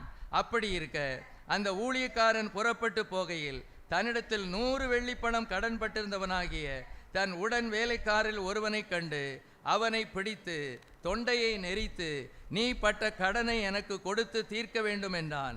அப்பொழுது அவனுடைய உடன் வேலைக்காரன் அவன் காலிலே விழுந்து, என்னிடத்தில் பொறுமையாயிரும், எல்லாவற்றையும் உமக்கு கொடுத்து தீர்க்கிறேன் என்று அவனை வேண்டிக் கொண்டான். அவனோ சம்மதியாமல் போய் அவன் பட்ட கடனை கொடுத்து தீர்க்கும் அளவும் அவனை காவலில் போடுவித்தான். நடந்ததை அவனுடைய உடன் வேலைக்காரர் கண்டு மிகவும் துக்கப்பட்டு ஆண்டவனிடத்தில் வந்து நடந்ததையெல்லாம் அறிவித்தார்கள். அப்பொழுது அவனுடைய ஆண்டவன் அவனை அழைப்பித்து, பொல்லாத ஊழியக்காரனே, நீ என்னை வேண்டிக் கொண்டபடியினால் அந்த கடன் முழுவதையும் உன்னை மன்னித்து விட்டேன். நான் உனக்கு இறங்கினது போல நீயும் உன் உடன் வேலைக்காரனுக்கு இறங்க வேண்டாமோ என்று சொல்லி அவனுடைய ஆண்டவன் கோபமடைந்து அவன் பட்ட கடனை எல்லாம் தனக்கு கொடுத்து தீர்க்கும் அளவும் உபாதிக்கிறவிடத்திலே அவனை ஒப்பு கொடுத்தான். நீங்களும் அவனவன் தன் தன் சகோதரன் செய்த தப்பிதங்களை மனப்பூர்வமாய் போனால் உங்கள் பரமபிதா உங்களுக்கு இப்படியே செய்வார் என்றான். அந்த 32 வசனம் சேர்ந்து வாசிப்போம். அவனவன் தன் தன் சகோதரன் செய்த தப்பிதங்களை மனப்பூர்வமாய் மன்னியாமற் போனால் என் பரமபிதாவும் உங்களுக்கு இப்படியே செய்யும். அப்ப என்ன செய்யணும்? தேவ சமூகத்தில் விழுந்து கிடக்கணும். மன்னிக்கிறதுக்குரிய கிருபையை தாரும் ஆண்டவரே. இன்னைக்கு கணவனால மனைவியை மன்னிக்க முடியல, மனைவியால கணவனை மன்னிக்க முடியல, சகோதரர்களை மன்னிக்க முடியல, உறவுகளை மன்னிக்க முடியல. கேட்டா பெரிய வீரவசனம். உங்க வீரவசனத்தை உங்ககிட்டே வச்சுக்கோங்க. நாம தேவ வசனத்தை கேட்போம். இயேசு கிறிஸ்து என்ன சொன்னார்னு கேட்போம். இயேசு கிறிஸ்து என்ன சொல்றாரு? அவனவன் தன் தன் சகோதரன் செய்த தப்பிதங்களை மனப்பூர்வமாய் மன்னியாமற் போனால் என் பரமபிதாவும் உங்களுக்கு இப்படியே செய்வார். அப்போ மன்னிச்சே ஆகணும். மன்னிக்க முடியலாம், தேவட்ட இறக்கத்துக்காக கெஞ்சி கிடக்கணும். ஆண்டவரே மன்னிக்க பலன் தாங்கப்பா. ஐயோ, என் பாவத்தை நீர் மன்னிச்சதை வாபஸ் வாங்கிக்கிடுவீர, எனக்கு பயமா இருக்கு. நீர் பூரண சர்க்குணராக இருக்கிறது போல நாங்களும் சர்க்குணராக இருக்கணும் விரும்பினீர. நான் பரிசுத்தர், ஆகவே நீங்களும் பரிசுத்தராக இருக்கணும்னு சொன்னீர. நான் மன்னிக்கிறேன், ஆகவே நீங்களும் மன்னியுங்கள்னு சொல்லியிருக்கிறாரு. இன்னைக்கு ஒரு தீர்மானம் எடுங்க. இதுதான் கிறிஸ்தவ வாழ்க்கை, இதுதான் கிறிஸ்து காட்டுகிற வழி. இதை விட வேற வழி கிடையாது. நீங்க உங்க இஷ்டத்துக்கு எதையோ நினைத்து கொண்டு இருக்க முடியாது. நாம் எதையோ நினைத்து கொண்டு இருக்க முடியாது. சட்டப்படி யுத்தம் பண்ணணும், சட்டப்படி வாழ்ந்து காட்டணும். அப்பதான் மன்னிப்பு. அப்படி இல்லை என்றால் மன்னிப்பை வாபஸ் வாங்கினால் நாம என்ன பண்ணுவோம்? நியாய தீர்ப்பு நாள்ல ஒருவேளை கர்த்தர் சொல்வாரு, இந்த வசனத்தை என் மகன் போதித்தானே, அந்த போதனை ஏன் உன்னால ஏற்றுக்கொள்ள முடியல, ஏன் அந்த காரியத்தை சரி செய்யல, போ அந்த நரகத்துக்குன்னு சொன்னா எப்படி இருக்கும் என்று சிந்தித்து பாருங்கள். உங்களை பயப்படுத்துவதற்காக சொல்லல. அநேகர் சர்வ சாதாரணமாக கிறிஸ்தவ ஓட்டத்தை நாம் ஓடிக்கொண்டிருக்கிறோம். எப்படியும் வாழலாம், எப்படியும் ஜீவிக்கலாம், எப்படியும் ஊழியம் செய்யலாம். அப்படி கிடையாது. இப்படித்தான் வாழணும், இப்படித்தான் பேசணும், இப்படித்தான் செயல்படணும், இப்படித்தான் ஊழியம் செய்யணும்னு ஆண்டவர் வார்த்தையின் மூலமாக நம்மோடு பேசி இருக்கிறார். புரிஞ்சுக்கிட்டீங்களா? அப்போ பாவம் மன்னிக்கப்படணும் என்ன செய்யணும்? நம்முடைய வாழ்க்கையிலே நமக்கு துரோகம் செய்த, நம்முடைய வாழ்க்கையிலே நம்ம காயப்படுத்தின, நம்ம வேதனைப்படுத்தின அவளை மன்னிச்சேன்னு ஆண்டவர்கிட்ட முதல்ல சொல்லிடுங்க. அங்கெல்லாம் போயெல்லாம் மன்னிப்பு கேட்க வேண்டாம். முதல்ல உங்கள் இருதயம் என்ன செய்யட்டும்? சரியாகட்டும். சரி, அடுத்ததுக்கு போகிறோம். இது கொஞ்சம் ரொம்ப கஷ்டமாக இருக்கும், ரொம்ப கஷ்டமாக இருக்கும். இப்போ நம்ம பார்க்க போகிறது ரொம்ப ரொம்ப கஷ்டமாக இருக்கும். இப்போ தான் இதை மன்னிப்பு. இது என்ன மன்னிப்புன்னு பாருங்கள். லேவியராகமம் 6:1-7 இதுவுமே எல்லாருமே சேர்ந்து வாசிக்க போகிறோம். லேவி என்ன அப்போ தான் நமக்கு உள்ளே போகும். எல்லாரும் எடுத்துக்கோங்க. லேவியராகமம் 6:1-7 நான் சேர்ந்து பின்னும் கர்த்தர் வாங்க என்னோட மோசேயை நோக்கி, ஒருவன் கர்த்தருக்கு விரோதமாக அநியாயம் செய்து தன் வசத்தில் ஒப்புவிக்கப்பட்ட பொருளிலாவது கொடுக்கல் வாங்கலிலாவது தன் அயலானுக்கு மாறாட்டம் பண்ணி அல்லது ஒரு வஸ்துவை பலாத்காரமாய் பறித்து கொண்டு அல்லது தன் அயலானுக்கு இடுக்கண் செய்து அல்லது காணாமற் போனதை கண்டடைந்தும் அதை மறுதலித்து அதை குறித்து பொய்யானையிட்டு மனிதர் செய்யும் இவை முதலான யாதொரு காரியத்தில் பாவம் செய்தானேயாகில் அவன் செய்த பாவத்தினாலே குற்றவாளியானபடியால் தான் பலாத்காரமாய் பறித்து கொண்டதையும் இடுக்கண் செய்து பெற்றுக்கொண்டதையும் தன் வசத்திலே ஒப்புவிக்கப்பட்டதையும் காணாமற் போயிருந்ததை தான் கண்டெடுத்ததையும் பொய்யானையிட்டு சம்பாதித்த பொருளையும் திரும்ப கொடுக்க கடவன். கொஞ்சம் வெயிட் பண்ணுங்க. என்ன செய்யணும்? பொய்யானையிட்டு சம்பாதித்த பொருளையும் திரும்ப கொடுக்க கடவன். அந்த முதலை கொடுக்கிறதும் அல்லாமல் அதனுடைய 1/5 அதிகமாகவும் கூட்டி அதை தான் குற்ற நிவாரண பலியை இடும் நாளில் அதற்குரியவனுக்கு கொடுத்து விட்டு அடுத்த பலி செலுத்துற குறித்து இருக்கு. இப்போ நமக்கு அது கிடையாது. 7ஆம் வசனம், கர்த்தருடைய சந்நிதியில் அவன் பாவத்தை ஆசாரியன் நிவிர்த்தி செய்ய கடவன். அப்பொழுது அவன் குற்றவாளியாக செய்த அப்படிப்பட்ட எந்த காரியமும் அவனுக்கு மன்னிக்கப்படும் என்றார். புரிஞ்சுக்கிட்டீங்களா? என்ன புரிஞ்சுக்கிட்டீங்க? என்னம்மா புரிஞ்சுக்கிட்டீங்க? ஷார் இன்னைக்கு தான் வந்திருக்கேன். என்ன புரிஞ்சுக்கிட்ட? அதில் சிம்பிளாக சொல்லு, ஒரு லைனில் சொன்னால் போதும். சரி, சரி. இப்போ உங்களுக்கு எக்ஸாம்பிள் சொல்கிறேன். சரி, மில்டன்ட்ட நான் 1 லட்ச ரூபா கடன் வாங்கியிருக்கேன். நல்லா கவனிங்க, ரொம்ப கவனமாக கவனிக்கணும். மில்டன்ட்ட 1 லட்ச ரூபா நான் என்ன செஞ்சிட்டேன்? கடன் வாங்கிட்டேன். அறிக்கை செய்திடலாம்ல? இயேசுவே, 1 லட்சம் மில்டன்ட்ட வாங்கிட்டப்பா, உம்முடைய ரத்தத்தினால் என்னை கழுவுங்கப்பா, என்னை சுத்திகரிங்கப்பா, ஆண்டவரே என்ன செய்ய, என் பாவங்களை மன்னிச்சிருங்கப்பா அப்படின்னு சொன்னால் போதாது. அந்த 1 லட்சத்தை திருப்பி கொடுக்கணும். Praise the Lord. இன்னைக்கு இஷ்டத்துக்கு ஊழல் பண்ணுறது, இஷ்டத்துக்கு அநியாயம் பண்ணுறது அறிக்கையினால் மன்னிக்கப்பட்டுன்னு நினைக்கிங்களா? அறிக்கையினால் மன்னிக்கப்படாது. அந்த பணத்தை திருப்பி கொடுக்கணும். திருப்பி கொடுக்க நமக்கு யோக்கியதை இல்லைன்னா சொல்லணும். ஐயா, நான் கொடுத்துருவேன் ஐயா, சீக்கிரமாக கொடுத்துருவேன் ஐயா, கவலைப்படாதுங்கய்யா. சிலர்லாம் வாங்கிக்கிட்டு பேசாமல் இருப்பாங்க. வருஷங்கள் 5 வருஷம் ஓடிரும். ஏதோ இவங்களுக்கு அவங்களுக்கும் சம்மந்தம் இல்லாதது போலையும், இவங்களை எதுவுமே ரூபா வாங்காதது மாதிரியும், இவங்க அவங்களுக்கு கொடுக்க வேண்டாங்கிறது மாதிரியும். ஏன்னா அவங்களுக்கு பணம் நிறையா இருக்குது, அவங்க கொடுத்தா என்ன? இல்லை, எல்லாரும் கஷ்டப்பட்டு தான் சம்பாதிக்கிறாங்க. எல்லாரும் கஷ்டப்பட்டு தான் பிள்ளைகள் படித்து மேலே வந்து ஒரு இடத்துல வந்து உட்கார்றாங்க. அவரவருக்கு அவரவர் பணம் கஷ்டம். உங்களுடைய கஷ்டத்தின் நிமித்தமாக ஒரு 1 லட்ச ரூபா அவர் கொடுத்தாரு. இப்போ நீங்கள் என்ன சொல்கிறீங்க? அதை கொடுக்க மாட்டேன், அறிக்கை செய்த ஆண்டவர் மன்னிச்சிருவார்ல? அறிக்கையில் மன்னிக்க மாட்டார். வாங்கின பணத்தை கொடுக்கணும். பழைய உடன்படிக்கையினால சும்மா கொடுக்காத, 5ல் 2 கொடுக்கணும், 5ல் 1 கொடுக்கணும். அப்படின்னா என்ன அர்த்தம்? 10ல் 2 கொடுக்கணும். தசமபாகம் நம்ம கொடுக்குறோமே, 1000க்கு 100 ரூபா கொடுக்கறதுக்கு 1000 ரூபா வாங்கினா எவ்வளோ கொடுக்கணும்? கணக்கு புலிகளே சொல்லுங்க. எப்பா, புலி இல்லை, நாங்கள் புளிங்கீங்களா? ப்ரைஸ் எல்லாம் 200 ரூபா, 1000 + 200 வச்சு கொடுக்கணும் திருப்பி கொடுக்கும்போது. அப்படி கொடுத்துட்டு ஆண்டோடைய சமூகத்தில், ஆண்டவரே அன்றைக்கி பலி செலுத்தினாங்க, உம்முடைய ரத்தத்தினால என்னை கழுவும்பா, நீர் சொன்னதை நான் செஞ்சிட்டேன்ப்பா, இந்த சகோதரர்கிட்ட 1000 ரூபா வாங்கினேன், ஆனால் 10 வருஷமாக மறந்துட்டேன், இப்போ தான் எனக்கு ஞாபகம் வந்துச்சு, இந்த 1000தோட கூட ஒரு 200 கொடுத்துட்றேன், ஆண்டவரே என்னை மன்னிச்சிருங்கப்பா, உம்முடைய வசனத்தின்படி நான் செஞ்சுருக்கேன்ப்பா. நான் மன்னிச்சேன்னு வராது, ஆனால் மன்னிச்சிருவார். ஹல்லேலூயா. சும்மா கிறிஸ்தவ ஜீவியம்னா ரொம்ப சர்வசாதாரணம் நமக்கு. ஹல்லேலூயா. எப்படியும் வாழலாம், யார்கிட்டையும் கடன் வாங்கலாம், திருப்பி கொடுக்கணும்னு அவசியம் இல்லை. யார் சொன்னது திருப்பி கொடுக்க? அதாவது நரகத்துக்கு போகிறவங்க திருப்பி கொடுக்க மாட்டாங்க. உன்ட்ட வாங்கினேன்னானே கேட்டுருவாங்க. உன்ட்ட நான் வாங்கலையேன்றுவாங்க. ஆனால் ஒரு தேவனுடைய பிள்ளை நம்முடைய பாவங்கள் முற்றிலுமாய் பூரணமாய் மன்னிக்கப்பட வேண்டும் என்றால் இதெல்லாம் செய்தாதான் என் பாவங்கள் என்ன செய்யப்படும்? மன்னிக்கப்படும். யாராவது கடன் வாங்கியிருக்கீங்களா? கடன் இன்னைக்கு கொடுக்க முடியாட்டாலும் ஒரு ஃபோன் பண்ணுங்க.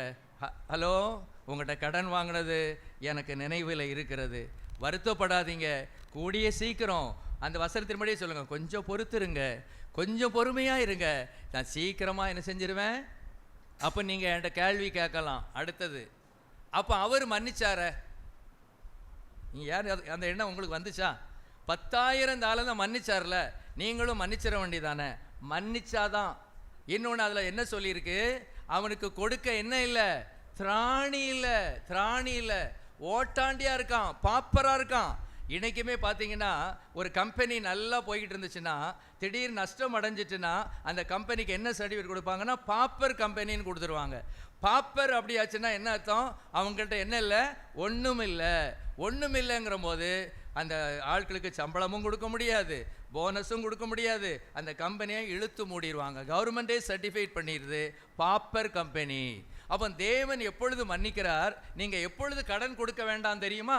நீங்கள் பாப்பராகி அடுத்த நேரம் சாப்பாட்டு கூட வழி இல்லாமல் இருக்கிறீங்க பார்த்தீங்களா, அப்போ தான் நீங்கள் பாப்பர். நீங்கள் எதுவுமே என்ன செய்ய வேண்டியதில்லை, கொடுக்க வேண்டியதில்லை. 2 லட்ச ரூபா கடன் வாங்கியிருந்தீங்கன்னா நீங்கள் கொடுக்க வேண்டான்னு எப்போ வரும்னா, நீங்கள் ஒன்றும் இல்லாமல் தெருவில் நின்று ஒன்றுமே உங்களால் கொடுக்க முடியலன்னா ஆண்டவர் அந்த பாவத்தை என்ன செய்வார்? மன்னிப்பார். அல்லாத பட்சத்தில் வாங்கின கடனை ஒரு கவர்மெண்ட்டில் நீங்கள் கடன் வாங்கியிருந்தீங்கன்னா கவர்மெண்ட் சிரிச்சுக்கிட்டு இருக்குமா? கேட்க உங்கள்கிட்ட கவர்மெண்ட் என்ன செய்யும்? எதையாவது சொல்லுங்கள். கவர்மெண்ட் என்ன செய்யும்? உங்கள்கிட்ட இருக்கிற ஒரு வீட்டுக்கு நீ கடன் வாங்கி ஒரு கணக்கு இருக்குது, அது எவ்வளோ கணக்குன்னு தெரியல, ஒரு 2 வருஷம் கட்டலை, 3 வருஷம் கட்டலை, நிறையா அவங்கள லெட்டர் அனுப்பிக்கிட்டே இருக்காங்க, அப்படியும் கட்டலை, கடைசி வார்னிங், அந்த வார்னிங், இந்த வார்னிங்லாம் கொடுக்காங்க. கடைசியில் என்ன பண்ணுவாங்க? வீட்டை ஜப்தி பண்ணி வீட்டை விற்று அந்த கடனை அவங்க என்ன செய்வாங்க?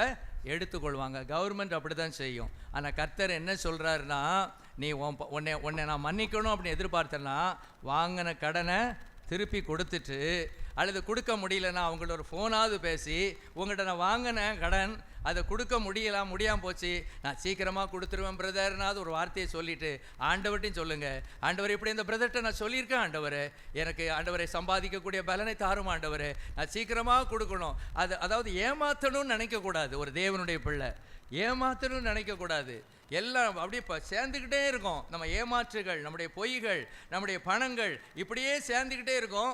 மன்னிக்க முடியாமல் ஒருவேளை போயிடும், ஆண்டுடைய பாதத்தில் அழ முடியாமல் போயிடும், ஒப்பு கொடுக்க முடியாமல் போயிடும். அப்போ கண்டிஷனல் பிளஸ்ஸிங், இதுதான் நிபந்தனையோடு உள்ள ஆசீர்வாதம். இப்படி தான் தேவன் நம்மை ஆசீர்வதிப்பார். ஒரு தேவனுடைய பிள்ளைய, ஒரு சபையின் விசுவாசிக்கு பொதுவான ஆசீர்வாதங்கள் கிடையாது. மற்றவங்களுக்கு இருக்கிற ஆசீர்வாதங்கள், பொதுவான ஆசீர்வாதங்கள் நமக்கு உண்டு, அவ்வளவுதான். மற்றபடி தேவனுடைய பாவங்களை மன்னிக்கணும்னா இப்போ எத்தனை பார்த்தோம்? ஸ்தோத்திரம். இன்னும் ஒன்று வேணா பார்த்துருவோம். எரேமியா 5:1, எரேமியா 5:1 பாருங்க. எரேமியாவே இல்லை போலையே பைபிளில். நியாயம் செய்கிற மனுஷனை கண்டுபிடிப்பீர்களோ என்றும், சத்தியத்தை தேடுகிறவன் உண்டோ என்றும் எருசலேமின் தெருக்களிலே திரிந்து பார்த்து விசாரித்து அதன் வீதிகளிலே தேடுங்கள், காண்பீர்களானால் அதற்கு மன்னிப்பு தருவேன். அதற்குன்னா எதுக்கு? அந்த பட்டணத்திற்கு, அந்த எருசலேம் பட்டணத்திற்கு. அவர் சொல்கிறாரு, நியாயம் செய்கிற மனுஷன், சத்தியத்தை தேடுகிற மனுஷன். அப்போ ஒரு பட்டணத்துக்கு தேவன் எப்பொழுது மன்னிப்பு தருவாரான்னா, அங்கே யார் இருக்கணும்? நியாயம் செய்கிற மனுஷன், சத்தியத்தை தேடுகிறவன். பரிசுத்த பைபிளில் இப்படி இருக்குது, எனக்கு ஆச்சரியமாக இருக்குது. ஒரு மனுஷனை கொண்டு வாங்க, அப்படி இருக்காது. ஒரு மனுஷனை கொண்டு வாங்க, அந்த மனுஷன் நிமித்தமாக நான் என்ன செய்வேன்? மன்னிப்பு தருவேன். இதே ஆண்டவர் ஆபிரகாம்கிட்ட எத்தனை சொன்னார்? ஒரு நாள் எடுக்க முடியுமா பரிசுத்த பைபிள்? டக்குன்னு அதை போட முடியுமா பரிசுத்த பைபிளில்? இல்லை.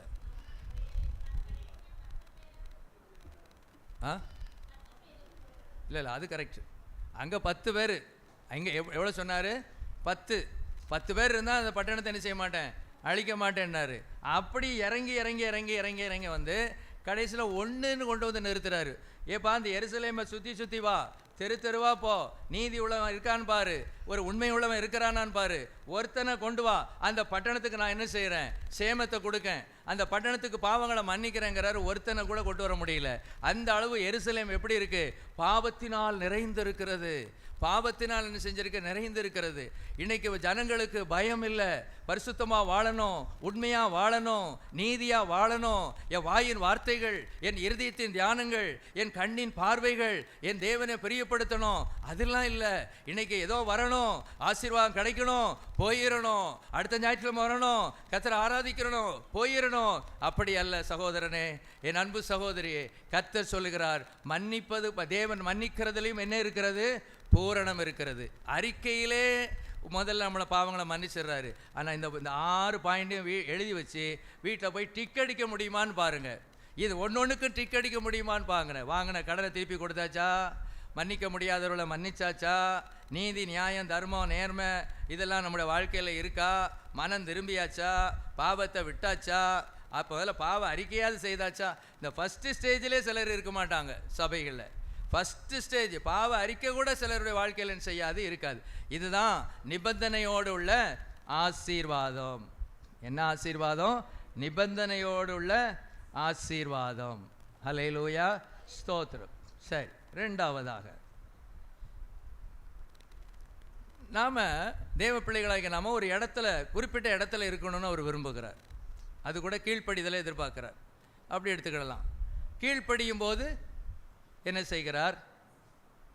ஆசீர்வதிக்கிறார். கீழ்ப்படியும் போது அதுதான் என்ன பைபிள் என்னப்பா? நிபந்தனையோடு உள்ள ஆசீர்வாதம். இதில் என்ன கீழ்ப்படிதல்னா, தேவன் ஒரு இடத்துக்கு சிலரை போன்னு சொன்னார், சிலரை போகாதன்னு சொன்னார், சிலருக்கு அந்த இடத்துலே இருன்னு சொன்னார். அப்படி அவர் சொல்லும்போது அதுக்கு அவங்க கீழ்ப்படிந்தா அவங்களுக்கு நன்மையும், கீழ்ப்படியாவிட்டால் அவங்களுக்கு இல்லையும் கிடையாது. இன்றைக்கெல்லாம் நினச்ச உடனே ஒரு இடத்துக்கு போயிடுறாங்க.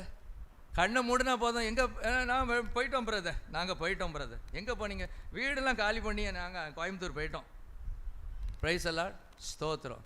ஒரு இடத்துக்கு போகணும்னா நீங்கள் மனுஷீக முயற்சியில் போகக்கூடாது.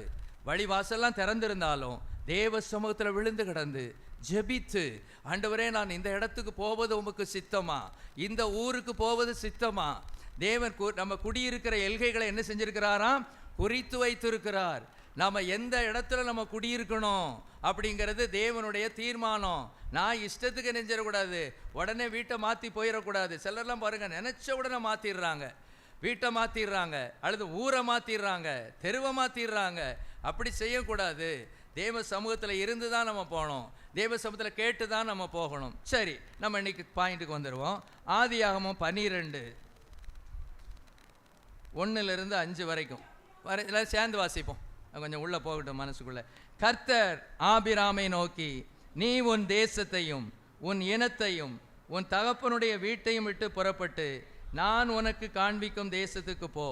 நான் உன்னை பெரிய ஜாதியாக்கி உன்னை ஆசீர்வதித்து உன் பேரை பெருமைப்படுத்துவேன். நீர் ஆசீர்வாதமாய் இருப்பாய். உன்னை ஆசீர்வதிக்கிறவர்களை ஆசீர்வதிப்பேன், உன்னை சபிக்கிறவனை சபிப்பேன். பூமியில் உள்ள வம்சங்கள் எல்லாம் உனக்குள் ஆசீர்வதிக்கப்படும் என்றார். கர்த்தர் ஆபிரகாமுக்கு சொன்னபடியே அவன் புறப்பட்டு போனான். லோத்தும் அவனுடைய கூட போனான். ஆபிராம் ஆரானை விட்டு புறப்படும் போது 75 வயதுள்ளவனாயிருந்தான். ஆபிராம் தன் மனைவியாகிய சாராயையும் தன் சகோதரனுடைய குமாரனாகிய லோத்தையும் தாங்கள் சம்பாதித்திருந்த தங்கள் சம்பாத்தியத்தை எல்லாவற்றையும் ஆரானிலே சவதரித்த ஜனங்களையும் கூட்டிக் கொண்டு அவர்கள் கானான் தேசத்துக்கு புறப்பட்டு போய் கானான் தேசத்தில் சேர்ந்தார்கள். அல்லேலூயா. சரி, ஆண்டவர் என்ன சொல்றாரு? ஆபிரகாம் பார்த்து, நீ உன் தேசத்தை விடு, உன் இனத்தை விடு, உன் தகப்பனுடைய வீட்டை விட்டு புறப்பட்டு நான் உனக்கு காண்பிக்கும் தேசத்துக்கு போ. அப்போ காண்பிச்சாருன்னு தெரியல, அல்லது போகிற வழியில் சொன்னாரான்னு தெரியல, அல்லது கானான் தேசத்துக்கு போன உடனே நீ வர வேண்டிய இடம் இதுதான்னு சொன்னாரா தெரியல. ஆனால் அங்கே நடந்தது என்னன்னா, கர்த்தர் சொன்னபடியே அவர் போயிட்டார். இது எவ்வளவு கடினம். நம்ம பார்த்து இன்னைக்கு ஆண்டவர் சொல்கிறாருன்னு வச்சுக்கோங்களேன், அண்ணா நகரை விட்டு நீ பால்பாண்டி நகருக்கு போன்னு சொன்னார்னு வச்சுக்கோங்களேன், எத்தனை பேருக்கு சந்தோஷமாக இருக்கும்? ஸ்தோத்திரம். ஒரே ஒரு ஆளுக்கு ரொம்ப சந்தோஷமாக இருக்குமா? ஸ்தோத்திரம். இன்னைக்கு கர்த்தர் பேச போகிறார். Praise the Lord. நீங்கள் இருக்கிற தெருவில் இருந்து விட்டு இன்னொரு இடத்துக்கு அநியாயமாக தேவன் அப்படி சொல்ல மாட்டார். ஸ்தோத்திரம். கீழ்ப்படிதலை எதிர்பார்க்கிற தேவன். கீழ்ப்படியும் போது அங்கே என்ன வருது? ஆசீர்வாதம். அவ்வளோ ஈஸி கிடையாது. விலக்கரையும் நிறைய செலுத்தணும். அதாவது இது தெருவை விட்டு தெரு போகிறதுக்கு இல்லை, ஊரை விட்டு ஊர் போகிறதுக்கு இல்லை, நான் மாநிலத்தை விட்டு மாநிலம் போகிறது இல்லை, நாட்டை விட்டு நாட்டுக்கு போகணும். ஒரு நாட்டிலிருந்து அந்த நாட்டில் உள்ள மொழி, அந்த நாட்டில் உள்ள கலாச்சாரம், அந்த நாட்டில் உள்ள பேச்சு, அந்த நாட்டில் உள்ள தொழில் எல்லாம் எப்படி இருக்கும்? வித்தியாசமாக இருக்கும். இப்போ இவர் அந்த இடத்துல எப்படி இருக்காரு? ஒரு ஜமீன்தாராக இருக்கிறார். ஒரு பெரிய ராஜா போல, ஒரு குட்டி ராஜா போல, ஒரு பெரிய பிரபுவாக இருக்கிறார். அவரை பார்த்து ஆண்டவர் சொல்றாரு, நீ புறப்பட்டு என்ன செஞ்சிரு? போயிரு, நான் காண்பிக்கும் தேசத்துக்கு போ அப்படின்னு சொல்லிட்டு ஆசீர்வாதத்தையும் அப்படி 7 ஆசீர்வாதத்தை சொல்றாரு. உடனே அவர் என்ன செஞ்சிட்டாரு? புறப்பட்டு போய் எங்கே போய் சேர்ந்தாச்சு? கானான் தேசத்துக்கு போய் என்ன செஞ்சாச்சு? சேர்ந்தாச்சு. ஆகவே தான் கர்த்தர் இந்த ஆபிரகாமை என்ன செஞ்சார்? ஆசீர்வதித்தார். அது பாருங்க, அந்த 17 4 8 வரைக்கும் வாசிப்போம்.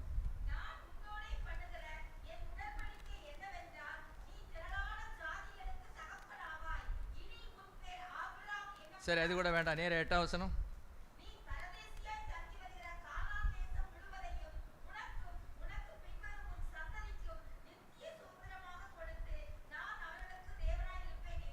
சரி, நீ பரதேசியாய் தங்கி வருகிற. அவர் எங்க பரதேசியாய் தங்கி இருக்கிறாரு? கானான் தேசத்துல. அதுக்கு முன்னாலேயும் சொல்றாரு பாருங்க, ஆதியாகமம் 15:21 பின்பகுதியிலே, இந்த தேசத்தை உன் சந்ததிக்கு கொடுத்தேன் என்றார். இந்த தேசத்தை, குழந்தையே இல்லாம இருக்கும்போது சொல்றாரு, இந்த தேசத்தை உன் சந்ததிக்கு கொடுத்தேன். ஏன் அப்படி கொடுக்கிறாரு? ஏன் ஒரு தேசத்தையே கொடுக்கிறாரு? கீழ்ப்படிந்தார். ஆபிரகாம் தேவனுடைய சொல்லுக்கு என்ன செய்தார்? கீழ்ப்படிந்தார்.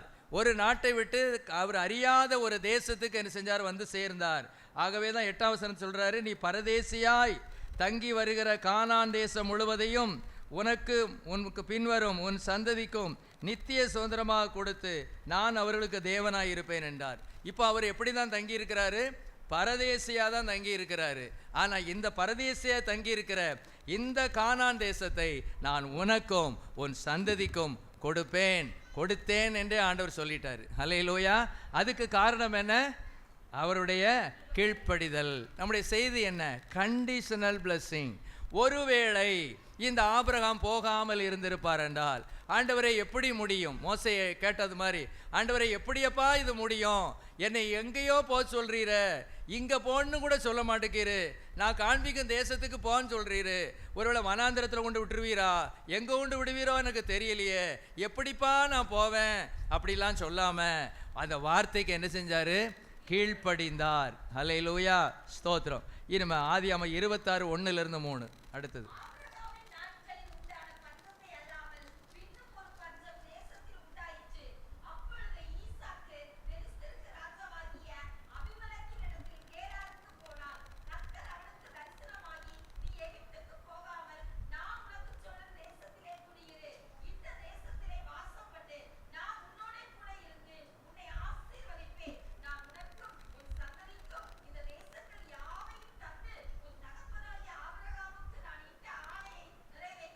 பிரைஸ் எல்லாம் போதும், 3 தான்.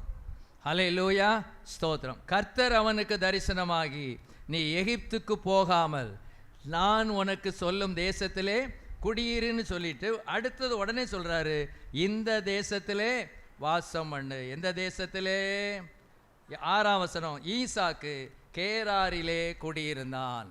ஸ்தோத்திரம். பெலிஸ்த தேசத்திலே நீ இருக்கிற இடத்திலே இருன்னு சொன்னார். நீ இருக்கிற இடத்திலே இரு. வசனம் போக மாட்டேங்குதுல்ல? போகுதா? உள்ள போகுங்கிறவங்க ஒரு அல்லையா சொல்லுங்க. இனி தூங்க மாட்டேன்னு சொல்றவங்க ஒரு அல்லையா சொல்லுங்க. சொல்ல மாட்டீங்க. அப்ப இது வரைக்கும் தூங்குனீங்களா? அப்போ சரி, இந்த தேசத்திலே என்ன செய்ய? நீ குடியிரு, இந்த தேசத்திலே வாசம் பண்ணு, அப்பொழுது நான் உன்னை ஆசீர்வதிப்பேன். அங்க என்ன சொன்னாரு? ஆபிரகாம்கிட்ட போன்னு சொன்னாரு கானான் தேசத்துக்கு. இப்ப என்ன சொல்றாரு? இந்த தேசத்திலே நீ குடியிருன்னு சொல்றாரு. அப்பதான் 12ஆம் வசனத்துல, ஈசாக்கு அந்த தேசத்தில் விதை விதைத்தான், கர்த்தர் அவனை ஆசீர்வதித்ததினால் அந்த வருஷத்தில் 100 மடங்கு பலன் அடைந்தான். அவன் ஐஸ்வர்யவானாகி வர வர விருத்தி அடைந்து மகா பெரியவனானான். அவனுக்கு ஆட்டு மந்தையும் அநேக பணிவிடைக்காரரும் இருந்தபடியினாலே பெலிஸ்தர் அவன் மேல் பொறாமை கொண்டு அவன் தகப்பனாகிய ஆபிரகாமின் நாட்களில், அதெல்லாம் இருக்கட்டும், நிறைய காரியங்களை செய்தாங்க. 19ஆம் வசனத்தில், ஈசாக்குடைய வேலைக்காரர் பள்ளத்தாக்கிலே வெட்டி அங்கே சுரக்கும் நீரூற்றை கண்டார்கள். அந்த இடத்துல என்னன்னா, பெலிஸ்தர் விதை விதைக்கிறாங்க, அவங்களுக்கு என்ன கிடைக்கல? நல்ல மகசூல் கிடைக்கல. அவங்க தோன்றாங்க, தண்ணி என்ன செய்ய மாட்டேக்கு, வர மாட்டேக்கு. அவங்க வர வர கீழே போய்கிட்டே இருக்காங்க, இவர் வர வர மேலே போய்கிட்டே இருக்காரு. அவங்க நோஞ்சானாகிட்டு இருக்காங்க, இவர் பெரிய பயில்வானா மாறிக்கிட்டு இருக்காரு. பொறாமைப்படக்கூடிய அளவு தேவன் ஆசீர்வதிக்கிறாராம். மற்றவன் நம்ம பார்த்து பொறாமப்படலாமா? படக்கூடாதா?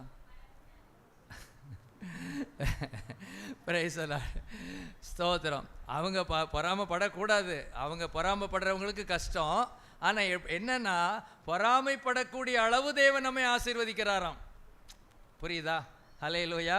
அவங்க பொறாமப்படக்கூடாது, உண்மைதான். நாமும் மற்றவருடைய காரியங்கள் நினச்சி என்ன செய்யக்கூடாது, பொறாமப்படக்கூடாது. ஆனால் பொறாமல் வராமல் இருக்குமா? நீங்கள் எவ்வளவு சூப்பராக இருங்களேன், ஏதோ ஒரு பகுதியில் ஒரு சின்ன டச் அப்படி வந்து வர வர வர வாய்ப்பு இருக்குது, இல்லைன்னா சொல்ல முடியாது. பெரிய பெரிய பணக்காரன் யார், அத்வானியா,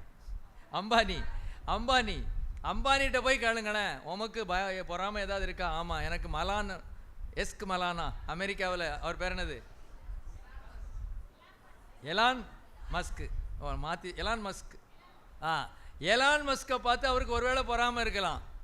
ஏன்னா நம்பர் 1 பணக்காரன் அவர் தான். இவர் இந்தியாவில் நம்பர் 1, அவர் வேர்ல்டில் நம்பர் 1. ஒருவேளை அவரை பார்த்து ஒருவேளை இவருக்கு என்ன செஞ்சுருக்கலாம், ஒரு பொறாமை என்ன செய்யலாம், வரலாம். இப்போ இந்த அளவு ஆசீர்வதிக்கப்படுவதற்கு காரணம் என்ன அப்படின்னா, அவர் தேவனுக்கு என்ன செஞ்சார், கீழ்ப்படிந்தார். ஆபிரகாமை போன்னு சொன்ன போது அவர் போனார். இவர் இருக்கிற இடத்துல இருன்னு சொல்லும்போது இருக்கிற இடத்துல இருந்தார். போன்னு சொல்லும்போது தான் போனோம், ஈருன்னு சொல்லும்போது இருக்கணும். நாம் ஆண்டவர்கிட்ட ஒன்றும் கேட்காம நம்ம பாட்டுக்கு போயிட வேண்டியது, டபடபடபடபடபடபடபடன்னு. ஸ்தோத்திரம். ஊழியத்துக்கு வரும்போது அப்படி தான், முழு நேரம் ஊழியமா, எல்லாரும் ஊழியம் செய்யலாம். ஆனால் ஊழியம் முழு நேரமாக ஊழியம் வரணும்னா கர்த்தர் பேசியிருக்கணும், கர்த்தர் சில காரியங்களை தெளிவுபடுத்தி இருக்கணும். ஆத்திரப்பட்டு அவசரப்பட்டு என்ன செய்யக்கூடாது, வரக்கூடாது. கர்த்தர் வான்னு சொன்னான்னா வரணும், வராதுன்னு சொன்னான்னா என்ன செய்யக்கூடாது, வரக்கூடாது. ஊழியங்களில் வித்தியாசம், கிருபைகளில் வித்தியாசம், வரங்களில் வித்தியாசம். சரி, இன்னும் பாருங்க, நேரா எரேமியா 42:1-2 வாங்க. எரேமியா 42:1-2.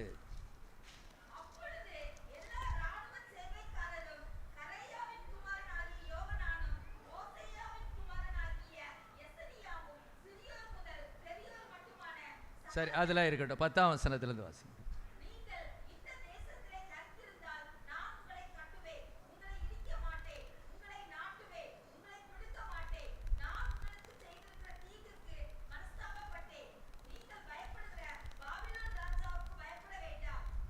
போதும். 14.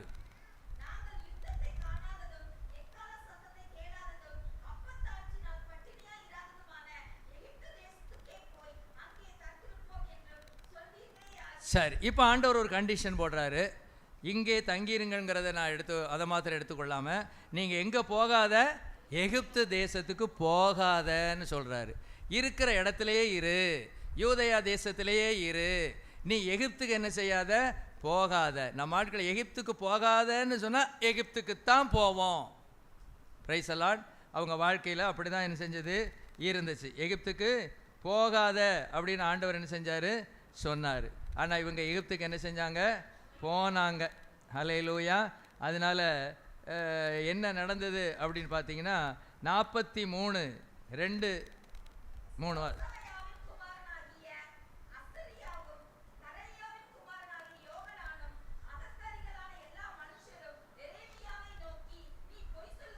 4ஆம் வசனத்துக்கு வந்துடுங்க.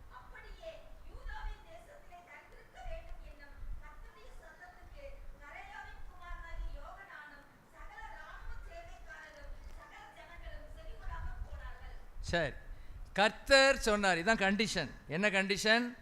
நீ இருக்கிற இடத்துல இரு, எகிப்து தேசத்துக்கு என்ன செய்யாத, போகாத. ஆனால் அவங்க என்ன சொன்னாங்க, எரேமியாவே நீங்கள் என்ன சொல்கிறீங்களோ அதன்படி நாங்கள் செய்வோன்னு சொன்னாங்க. ஆனால் கர்த்தர் சொன்ன உடனே என்ன செய்ய மாட்டாங்க, செய்ய மாட்டேன்னு சொல்லிட்டாங்க. அப்படியே யூதாவின் தேசத்திலே தரித்திருக்க வேண்டும் என்னும் கர்த்தருடைய சத்தத்துக்கு கரேயாவின் குமாரனை யோகனானும் சகல இராணுவ சேர்வைக்காரரும் சகல ஜனங்களும் செவி கொடாமற் போனார்கள். ஹல்லேலூயா. செவி கொடாமற் போனதுனால என்ன நடந்ததுன்னு 44:12-14 வரைக்கும் வாசிக்கிறோம்.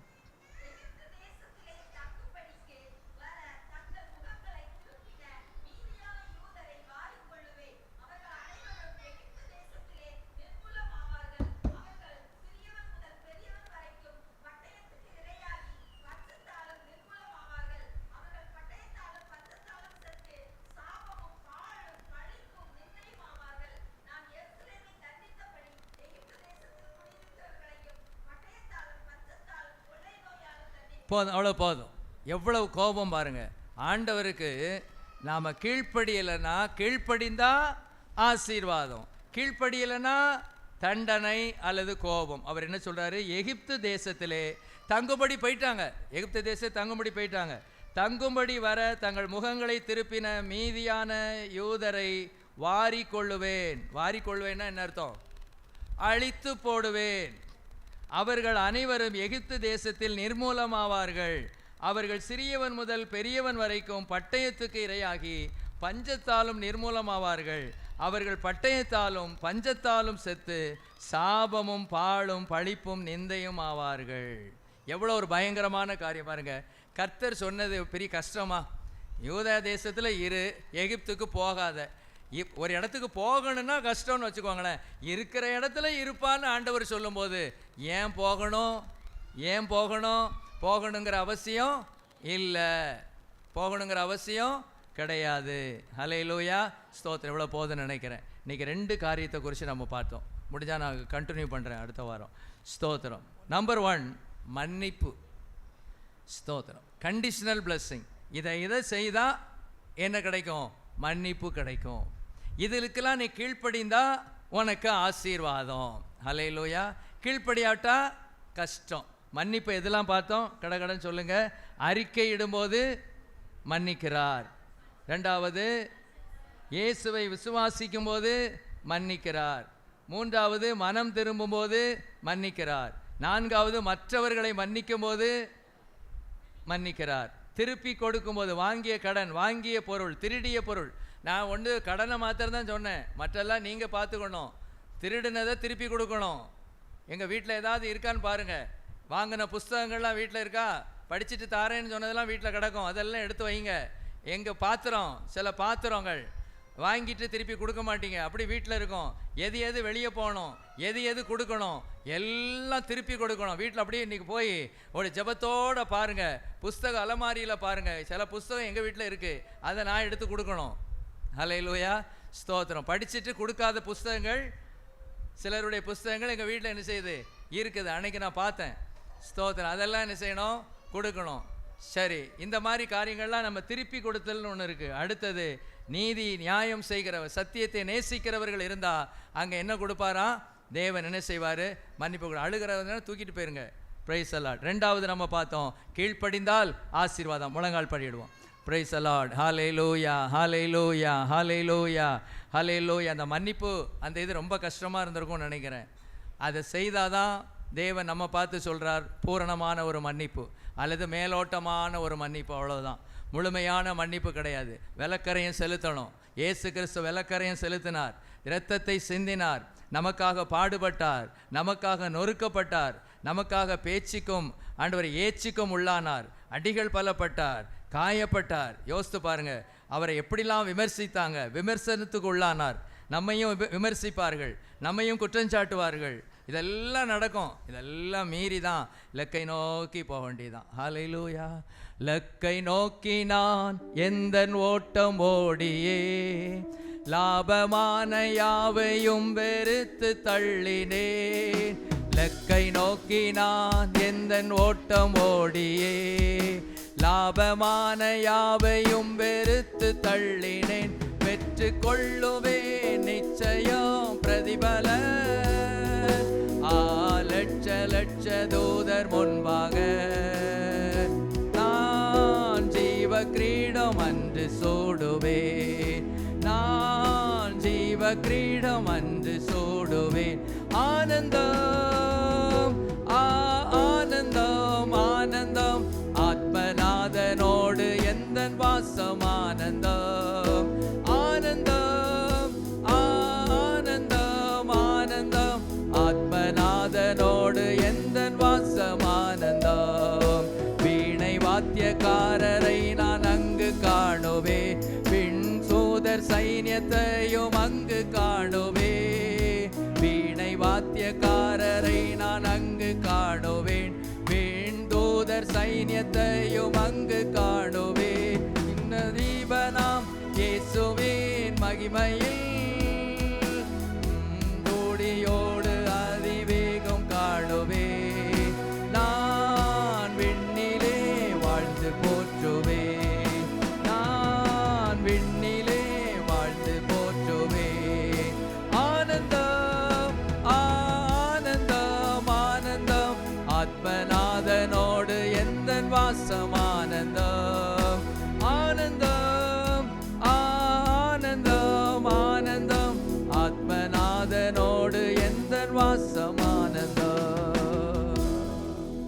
தேவன் சொன்னதை செய்வோம். ஆபிரகாமிட்ட சொன்னார், நான் காண்பிக்கும் தேசத்துக்கு போ. ஈசாக்கிடத்தில் சொன்னார், நீ இருக்கிற தேசத்திலே இரு. யூதா தேசத்தில் குடியிருக்கிற இடத்துல சொன்னார், நீர் எகிப்துக்கு நீ போகாதே, நீ இருக்கிற இடத்திலேயே இரு என்று கர்த்தர் சொன்னார். ஒரு கீழ்ப்படிதல் அங்கே எதிர்பார்த்தார். கீழ்ப்படிந்தவர்களுக்கு ஆசீர்வாதமும் கீழ்ப்படியாதவர்களுக்கு தீமையும் வந்தது என்று நாம் பார்க்கிறோம். நம்முடைய தேவன் நம்மை கண்டிஷனோடு தான் ஆசீர்வதிக்கிறார், நிபந்தனையோடு தான் ஆசீர்வதிக்கிறார். சில ஆசீர்வாதங்கள் நிபந்தனை இல்லாமலேயே இருக்கிறது, ஆனால் சில நன்மைகள் நிபந்தனையோடு தான் இருக்கிறது. ரட்சிக்கப்பட்ட பின்பு, இயேசுவை ஏற்றுக்கொண்ட பின்பு நம்ம செய்ய வேண்டிய, நமக்கு கிடைக்கக்கூடிய அத்தனை ஆசீர்வாதங்களும் கூட அங்கே ஒரு நிபந்தனை இருக்கும், ஒரு நிபந்தனை இருக்கும். சிலவங்க அந்த கடைசி பகுதியை மாத்திரம் சொல்லிட்டு அப்படியே செய்து எடுப்பாங்க. இனி நீ கண்ணீர்கள் யாவும் துடைக்கப்படும், இனி நீ அலைந்து திரிவதில்லை, அலைந்து திரியாமல் இருக்கிறதெல்லாம் சொல்லுவாங்க. ஆனால் அதுக்கு முன்னால் என்ன இருக்கு? இப்படி இருந்தால் நீ அலைந்து திரிவதில்லை, இப்படி இருந்தால் நீ ஆசீர்வதிக்கப்படுவாய், இப்படி இருந்தால் நீ உயர்த்தப்படுவாய். அப்படிதான் ஆண்டவர் நம்ம பார்த்து சொல்றாரு. அதை நம்ம செய்தா ஆசீர்வாதத்தை தேடி நம்ம போக வேண்டாம், ஆசீர்வாதம் நம்மை தேடி வரும், நம்முடைய வாசலை வந்து தட்டும். ஆசீர்வாதம் நம்முடைய கால் அடியின் கீழாக கிடக்கும். ஆசீர்வாதங்கள் குவியல் குவியலாக கர்த்தர் நமக்கு தருவார். நாம செய்ய வேண்டிய பகுதியை நாம செய்தா அவர் செய்ய வேண்டிய பகுதியை அவர் செய்வார். வேண்டுவதற்கும் நினைப்பதற்கும் அதிகமாய் கிரியை செய்கிற தேவன். கரங்களை தட்டி கர்த்தரை மகிமைப்படுத்துவோம். ஹல்லேலூயா, ஹல்லேலூயா, ஹல்லேலூயா. ஸ்தோத்திரம், ஸ்தோத்திரம், ஸ்தோத்திரம். எங்கள் நல்ல பிதாவே, நன்றியோடு நாங்கள் உம்மை துதிக்கிறோம். ஆண்டவரே, நீர் வந்து கண்டிஷனோடு எங்களை ஆசீர்வதிக்கிறவர். மன்னிப்பை பூரணமாய் நாங்கள் பெற்றுக்கொள்ள வேண்டும் என்று எதிர்பார்க்கிறேன். மேலோட்டமான ஒரு அறிக்கையினால் உண்டான மன்னிப்பை மாத்திரம் அல்ல ஆண்டவரே, அநேக காரியங்களை சிந்தித்தோமே, அந்தந்த காரியங்களையும் செய்து அந்த நாங்கள் மன்னிப்பை பூரணமாய் பெற்றுக்கொள்ள கிருபை செய்யும், கீழ்ப்படிந்து பெற்றுக்கொள்ள கிருபை செய்யும். வந்து ஒவ்வொருவரையும் ஆசீர்வதியும். இந்த புதிய மாதத்திலே தேவனுடைய ஆசீர்வாதத்தை நாங்கள் ஒவ்வொருவரும் நிபந்தனைகளை நிறைவேற்றி பெற்று அனுபவிக்க கர்த்தர் கிருபை செய்வீராக. கர்ணம், மகிமை, துதி எல்லாம் உமக்கே செலுத்துகிறோம். இயேசுவின் மூலம் கேட்கிறேன் பிதாவே, ஆமென்.